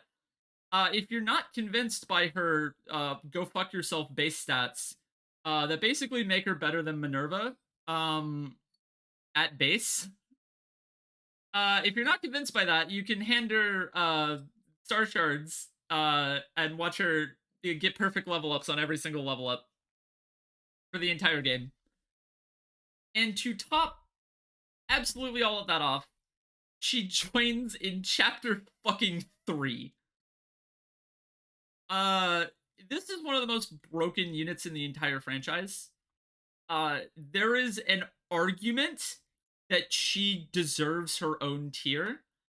I personally disagree because while Paula starts as absurd as she is and remains that absurd for the entire game, because all of the stats cap at 20 and just the way the systems of this game work, the units over here and here and here and all of these units, if you're memeing, except for these four, they can catch up because Paula will basically hit the ceiling like incredibly quickly. And so when everyone else hits the ceiling, they're as good as Paula because they're already at the ceiling. But Paula doesn't just hit the ceiling first. She crashes into it before anybody could even dream of doing that. Which is just kind of insane. And I don't think she belongs in that separate tier because in other Fire Emblem games, very few people, if anyone, crash into the ceiling. And so whoever starts in the front stays in the front for the whole game. For those kinds of ultra broken units like Seth. And so that's when they deserve their own tier. But no, in this game, like the reason these four, or really these three, you're the best utility unit. You're the best staff utility. You're the best actual utility. The reason she isn't in a tier above these two is because these two eventually catch up. But she starts farther, and she, this game would be dramatically harder if Paula did not exist. Also, just as a meme, and funny over here, but these are the 3 units that participate in the triangle attack, and I guess it just helps that 2 of the units that participate in the triangle attack, if you want to meme like that, are also the 2 of the 3 best combat units in the game. Look, my Katria didn't cap. She was like 5 points away from the strength cap before endgame. I wouldn't say that. I would not say that. Katria is really insanely good, but there is a reason I put Sirius above Katria. That's because Sirius is promoted for multiple chapters before she is, and has better bases, and they have similar growths. Like the one thing Katria has over Paula is that she joins 1 chapter earlier and has a few extra things to do. But she will never actually gain the stats that make her competitive with this absolute nightmare in that 1 chapter, especially because she's spending that 1 chapter doing side objectives. So again, this comparison isn't really the most important deal because this unit right here and this unit right here, you can just use both. So who cares? And you do use both. And I don't think I've ever seen this unit die. I have literally never reset because Paula died. And I know I risked her life in like the flame barrel on accident, but she still dodged. So fuck you. Yeah, also, she does technically fall off in endgame. All 3 of these units actually fall off in endgame because of dismounting. But I mean, it doesn't matter that much at that point. And if you're playing efficiency or LTC, you're probably saving your warp uses for endgame anyway. So, yeah, that is the story of this unit. and all of these units in this game. And I'm definitely not doing book 1 because that took longer than I thought it would. Yeah, thank you all. Remember to put Sirius in A tier. That would be contemplatable if this was New Mystery, because Sirius falls off in New Mystery because of how EXP works in that game. He levels slow, so he can't take as good advantage of his growths. Anyway, thank you all so much for joining me on my playthrough of. This is one of the longer Fire Emblem games when you factor in both books. Tomorrow is Mario Kart Monday, so we're gonna be playing Mario Kart. Next game I play besides Mario Kart is not gonna be Fire Emblem 4. I'm gonna have one game or two as buffer before we get to Genealogy. But then we will get to Genealogy, and that's my favorite game in the series. And you're just gonna watch me gush a bunch, and then hopefully not suck and be bad. Yeah, I like this game. I like Fire Emblem. The fact that this is like one of the more mid entries in the series, and I still like it as much as I do, I think should speak a lot about how good this franchise is and how much it matters to me. So there is a Fire Emblem 3. Don't just don't train what's his name again? Yeah, fuck you, we're training him again. Arden. Yeah, what, you think we're not gonna use Arden? Are you serious? Did you seriously just insinuate we're not gonna use Arden? God, no. We're not gonna use Hannibal. But that's because I don't even know if I want to recruit him, because Iron Man, and I couldn't be fucked. Triangle attack. It is a mechanic that appears in like half of the Fire Emblem games. It is usually the three Pegasus Knights that you get in the game. And it was pioneered by the three Pegasus sisters in Fire Emblem 1, 2, and 3, because they appear in all three of those games. If you surround all three of those units, or if you surround an enemy with all three of those units on the sides of that enemy at one range, and then you attack with one of them, they will initiate the triangle attack. They'll say a little quote that's like, "We're doing a triangle attack now," and then it will play a special animation, and you will get a guaranteed crit. You will not get a guaranteed hit, so you need to also make sure the attack hits, but it will guaranteed critical. In practice, you have to move 2 units right next to one particular enemy and then hit end turn so that you could have the third unit use the triangle attack so you can get 1 or 2 criticals maybe. So it's rarely good, but it's funny, and it is technically utility. Like, no other unit in the game besides these 3 can do the triangle attack, so technically they have an edge over other combat units because the other combat units can't do that. You should Google the animations and like watch them on YouTube. They're really cute. But in practice, it doesn't matter. There's one with Marita, Avel, and Galzus. No, that's hard cap. That doesn't exist. I like the memeiest triangle attacks are like the armor triangle attack in FE6. Yeah, we both thought of it. And the Oscar Boyd Rolf triangle attack in Path of Radiance and Radiant Dawn. But it's funnier in, I don't even know if it exists in Radiant Dawn, but it does exist in Path of Radiance, and it's funnier in Path of Radiance because you have to promote Boyd and Oscar before a certain point, and you also have to give Oscar bows. They do it from 2 range. They don't do it from 1 range, they do it from 2 range. Which makes it even more impractical to set up, by the way. But not the point. Alright, my throat is dying. You're all wonderful. I love you all. Thank you for coming to streams. The beginning of the stream was kind of crazy. I am going to... Oh, and expect a condensed edit of book 1 and 2, if I can pull myself through, but I want to pull myself through. So, thank you all so much. Have a good rest of your night, and Mario Kart Monday tomorrow. Mwah. Bye.